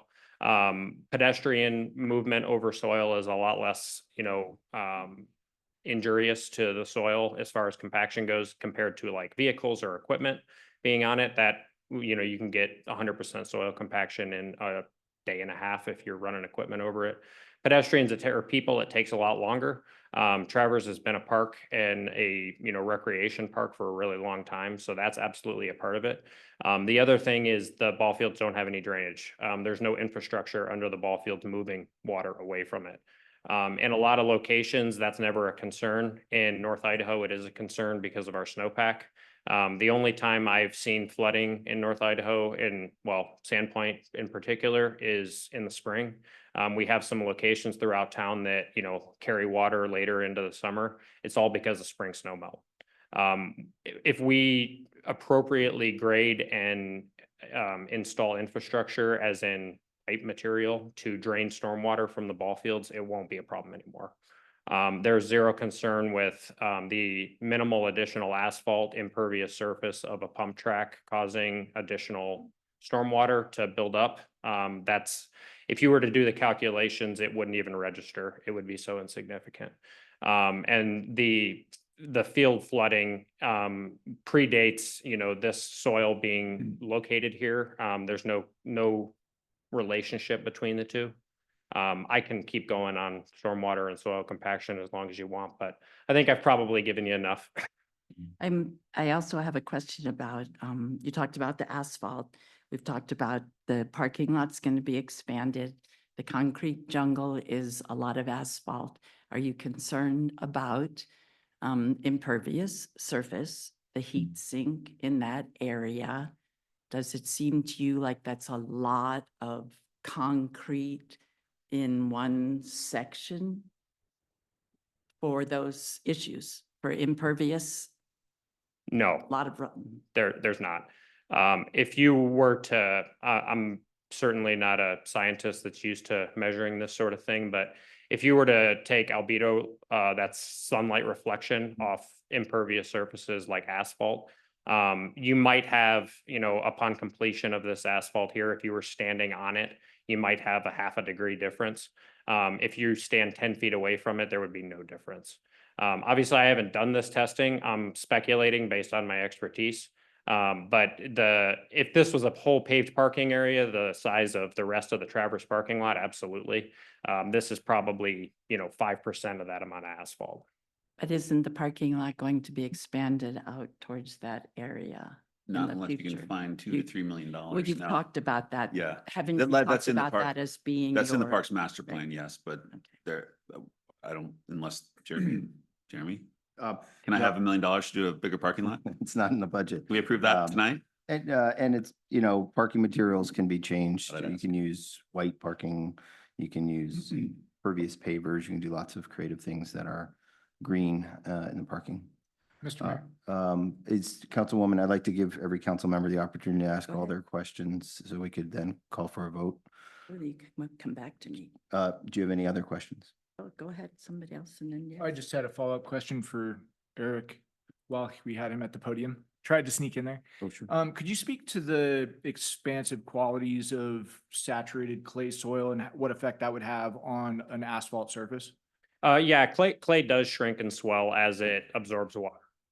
Clay does not absorb water like a lot of the other soils will, but upon, you know, heavy rains or spring snow melt, it does swell.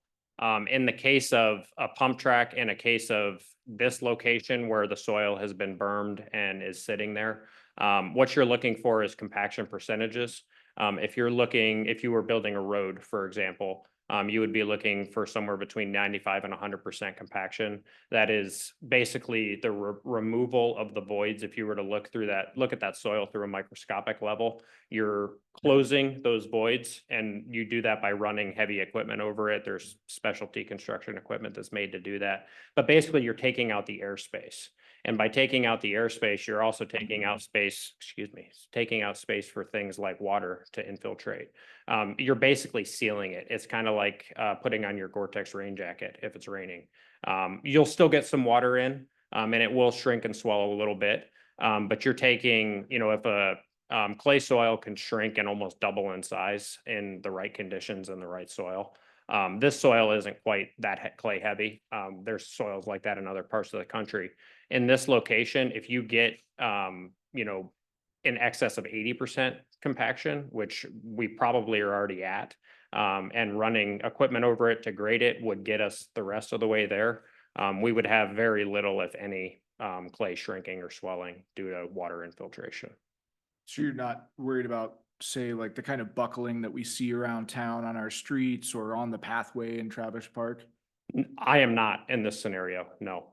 If it was a scenario where it was heavily trafficked with like vehicle traffic, yes, because you're adding more weight, you're adding more load to that soil, which, it pushes the water into it. Where in this scenario, there's never going to be heavy equipment. The heaviest thing that will be on there is the asphalt that paves it. And then you've got, a biker that, weighs what a human weighs and a 20 or 30 pound bicycle. The difference is when you're talking about, heavy civil construction, roads, airports, things like that, versus this type of construction, what we're talking about, the requirements and the qualifications to minimize those concerns go way down. When you don't have, vehicles that weigh 4, 5, 6,000 pounds on them or heavier if they're, commercial vehicles. Thanks. You're welcome. Councilwoman Duquette, did you have other? I can save mine as comments. Okay. When it's. Time for a vote. Excellent. Any other council questions? If not, I'd entertain a motion to approve the resolution authorizing an application for the Outdoor Recreation Fund administered by the Idaho Department of Parks and Recreation to secure funding for the final design and construction of an asphalt pump track at Traverse Park. So moved. Moved by Roll, second by Dick. Mr. Mayor, if I may, just make a point of clarification. My understanding is that city staff is recommending a request of $350,000. The resolution in the packet has a different amount of $300,000. I'd just like that council reflect the correct amount in the motion and decision. Sure, I'd entertain acknowledgement and correction of that motion to be 350,000. If it's favorable by the motion maker in the second. Yes. Yes. Satisfied? Excellent. This will be a roll call vote. Mr. Mayor, Yeah, I'd like to deliberate, please. I would too. Fire away. So I guess my biggest concern about this, and I tried to voice this during the budget hearing when we talked about this exact same project well before this grant was known, is the centralization of parks. And I could understand why we would want, or why some people might be attracted to an idea of sort of a one-stop shop mega mart for parks. You've got your indoor courts, your outdoor courts, your ball fields, your dirt pump track, your asphalt pump track, your skate park, all in one location. The problem with that is if you look at any big box store, there's far more area spent on parking than there is on actual retail space. And I think that's the danger that we're getting in here. We already heard that we're going to need millions of dollars to expand parking at this location.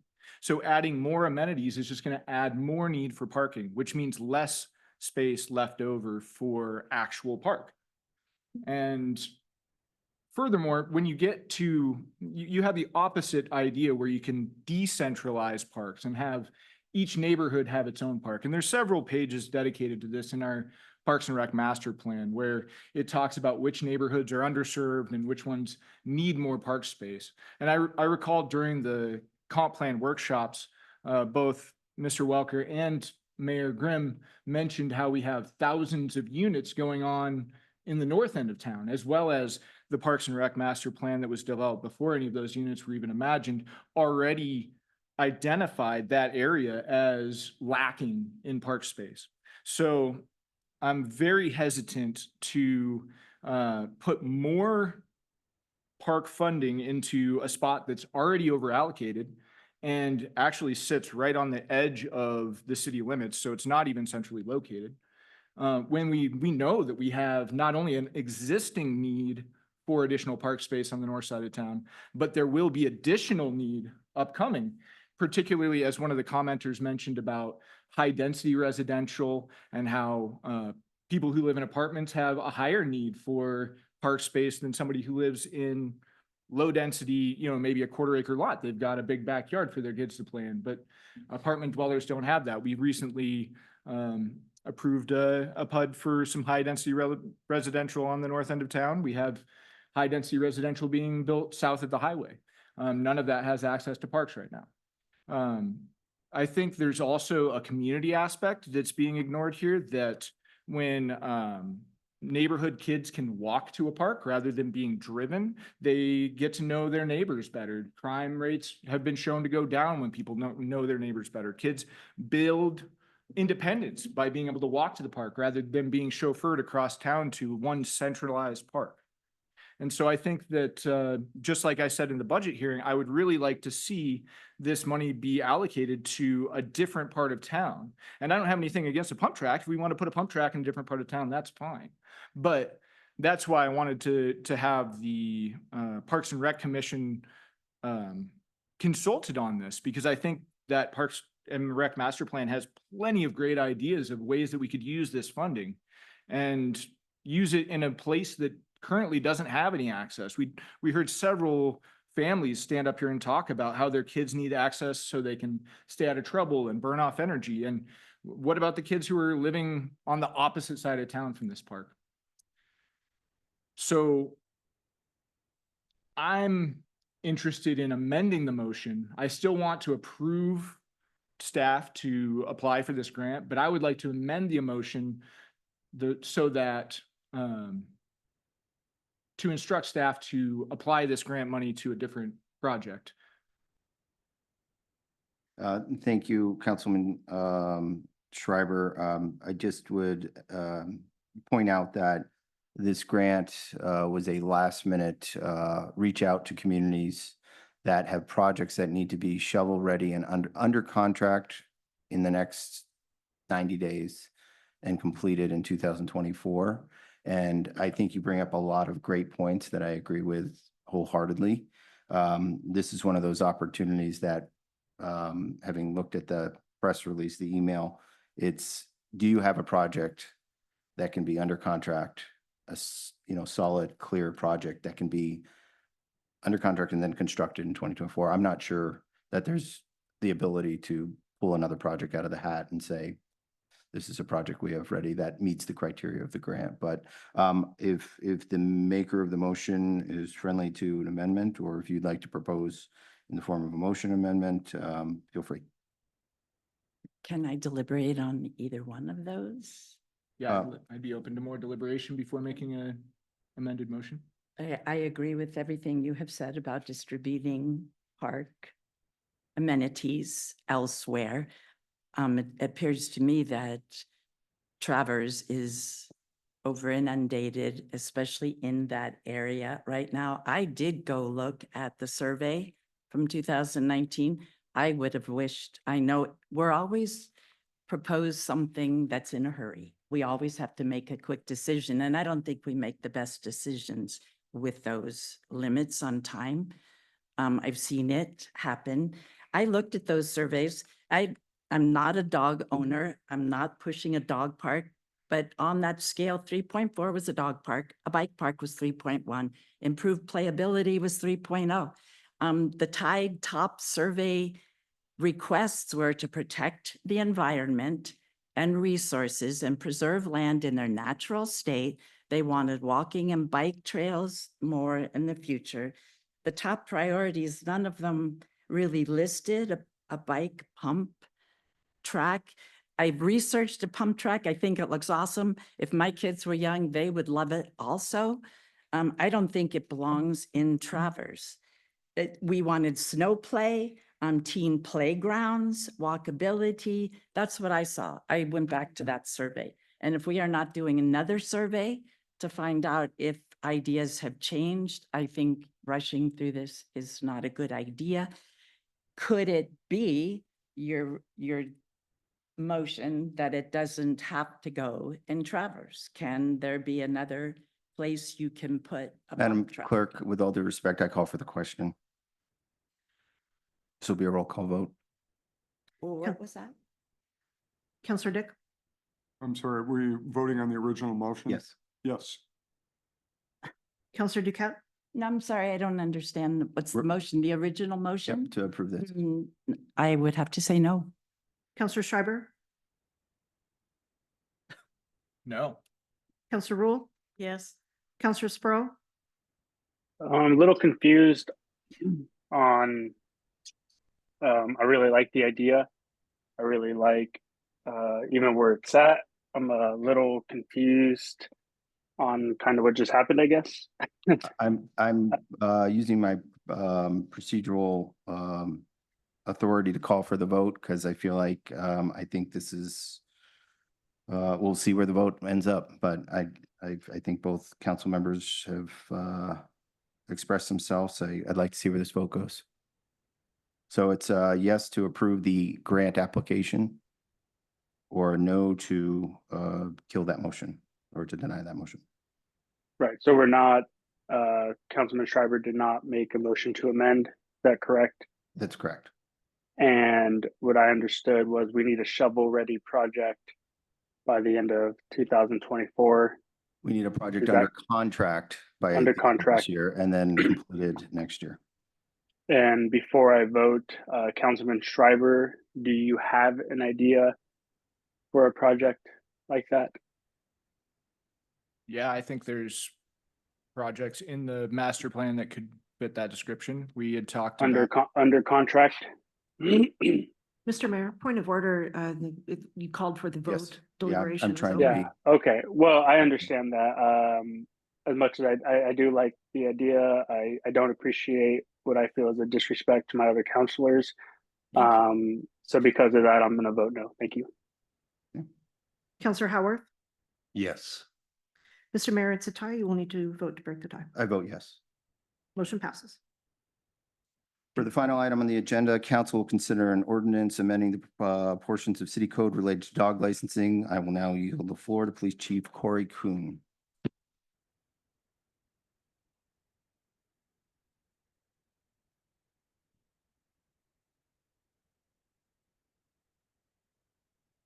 Good evening, Mayor and Council.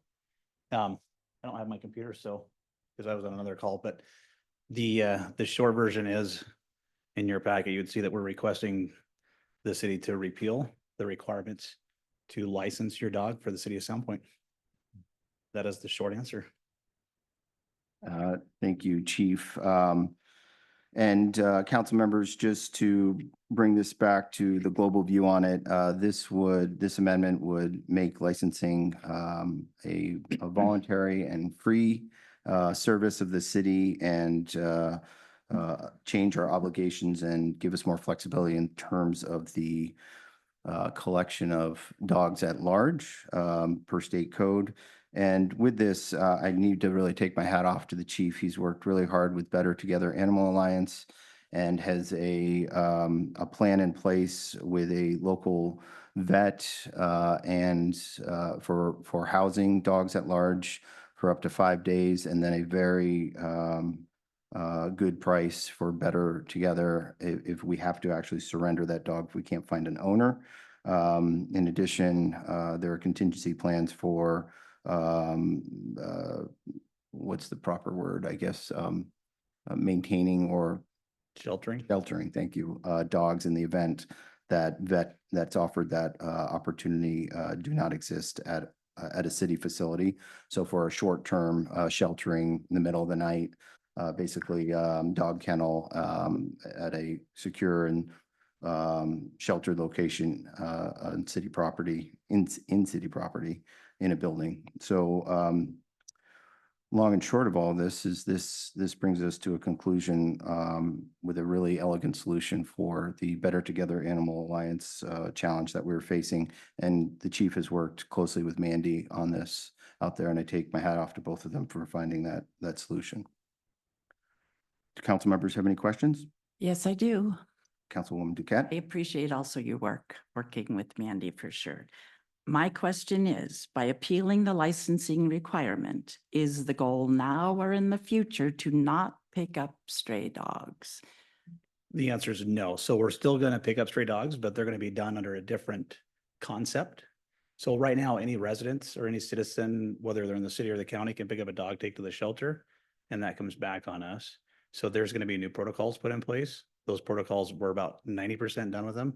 So essentially what will happen is if you find a stray dog, you need to call the police department. We're going to evaluate that stray dog, and it doesn't fit our definition of what a stray dog is, which means we're going to get into the, is it running in and out of traffic? Does it look like it's injured? Is it biting other people? Is it going after them? Just because they see a black lab in a neighborhood doesn't mean essentially we're going to go pick it up and shelter it. It's going to have to fit the criteria of being a danger to themselves or somebody else. And then we'll take those dogs and shelter them. And do you think more people will license their dogs? I do. We've already had half a dozen people in the last month. Since I mentioned we're working forward towards a free program, I would say we probably have about a half a dozen people have called up, wanted to know if they could go ahead and license their dog and do it for free. And so I do think by doing it for free, we'll see more people willing to do that with our website and in what we're redoing. We're going to have some forms where people can go on and actually fill the forms out, submit stuff, talking not only with the BTAA, they're willing to help sponsor some of those now. Well, before we weren't getting that information. Mandy and her organization's excited about the free program. They've told us every time they adopt a dog out, they'll help collect that information for us. They'll provide that information to us with chip numbers and dog licenses, talking with some of the local vets that work with dogs too. They also have the ability to put chips in, and they're going to work with us to help get that done. So already, just by making it a free program, we're already seeing more people in the community willing to register their dogs, other organizations willing to step up and say, hey, since there is no cost, there is no penalties, we'll help you do that. So I do think we'll see a better turnout for the licensing side of it. Are you still going to put up an RFP after this meeting? You know, we're not going to. The goal was, because a large dollar amount, was to do it. After all the conversations that I've had and the quotes that we've got from some of them, it doesn't fit that criteria for an RFP. So we're going to do probably some MOUs with the two different organizations that'll help cover it. So we're going to enter into an MOU with the one vet service that's willing to help us, and then go back to BTA and get an MOU with them. They're working out some prices right now. So after that 5 days, like the mayor said, after that 5-day hold, they're willing to take them from us because statutorily they don't have all those financial burdens up front. We're gonna take on some of those. I think it's $47 right now for a residence to turn in a dog. She's working with her, I guess it's her board, to increase those fees. So that fee she said it may go up to $75 or to $100. And so we've got to wait for them to figure out where that fits. But even if it goes up to the $100, that's something that I think is still in the best interest of the city entering into that MOU with for that after the 5 days. Okay, so thanks. Other council members, questions? Mr. Mayor. Go ahead, Councilman Howard. Hi, I'll admit I'm a little slow on this topic. So it's confusing to me why we have to repeal this ordinance to change our policy for how we pick up stray dogs. Can you help tie those pieces together for me? I believe so. So the state made in what I would call an unmandated, they basically mandated for the cities to do certain things, and it's not funded. So the city basically passed a state ordinance that said anytime a city requires a dog to be licensed, they're then responsible for all dogs within that city that takes in whether we have a policy or not. So under the current license agreement, since we have a policy that says all dogs are allowed, not a policy, but a city code that says all dogs are required to be licensed, any dog that's found running at large, with whether it's a license or not, by anybody, can be taken to the animal shelter. And that becomes that complication because we really lose a say over it.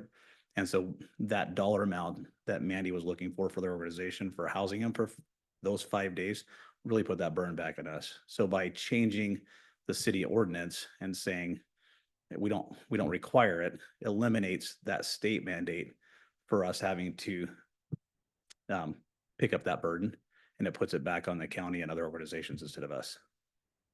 Counselor Howarth, I can perhaps expand on that a little bit. Please. The Idaho code provides that if a municipality has enacted a law and is enforcing it, a dog licensing law, then in that situation, the city is responsible for the financing of sheltering the dog. So by repealing the dog licensing law, it relieves the city of the obligation to shelter the dog financially. The city can still have all the policies it wants to, as far as taking care of and sheltering dogs. Perfect, thank you. One other question. So given that understanding, are there any other municipalities that you know of that have repealed the licensing requirement for dogs? Or is this novel for Sandpoint? We're the first in the state to do No, this. unfortunately, we're not, and it's for some of the same reasons. You're seeing a lot of the smaller jurisdictions like us who've had them with the right intent, which is to help people get registered their dogs, collect a little bit of money, offset some of the staff time. They're starting to repeal them because of the burden of what's happening. I know just in our jurisdiction, Pend Oreille's repealed theirs. They did theirs several years ago because of that financial obligation. And I know some of the other cities have done it, but I couldn't quote them to you. So Thank we're not you. the first. Okay, thank you. Other questions from council? I will now ask the clerk to read the title of the ordinance. An ordinance of the city of Sandpoint, a municipal corporation of the state of Idaho, amending Sandpoint City Code Title 5, Chapter 4, Animal Control, providing for severability and providing for a publication and an effective date. I would entertain a motion that the ordinance pass its first reading by title only and the summary approved. So moved. So moved. Second. Moved by Dick, second by Aspiro. This will be a roll call vote. Counselor Schreiber? Yes. Counselor Rule? Yes. Counselor Duquette? Yes. Counselor Sprow? Yes. Counselor Howarth? Yes. Counselor Dick? Yes. The ordinance is passed its first reading by title only and the summary is approved. I'd entertain a motion that the rules requiring 3 separate readings, once in the ordinance's entirety, be suspended and the ordinance pass its second and third readings under suspension of the rules. Need a motion and a second. So So moved. second. Moved by Howard, second by Rule. This will be a roll call vote. Counselor Sprow? Yes. Counselor Schreiber? Yes. Counselor Rule?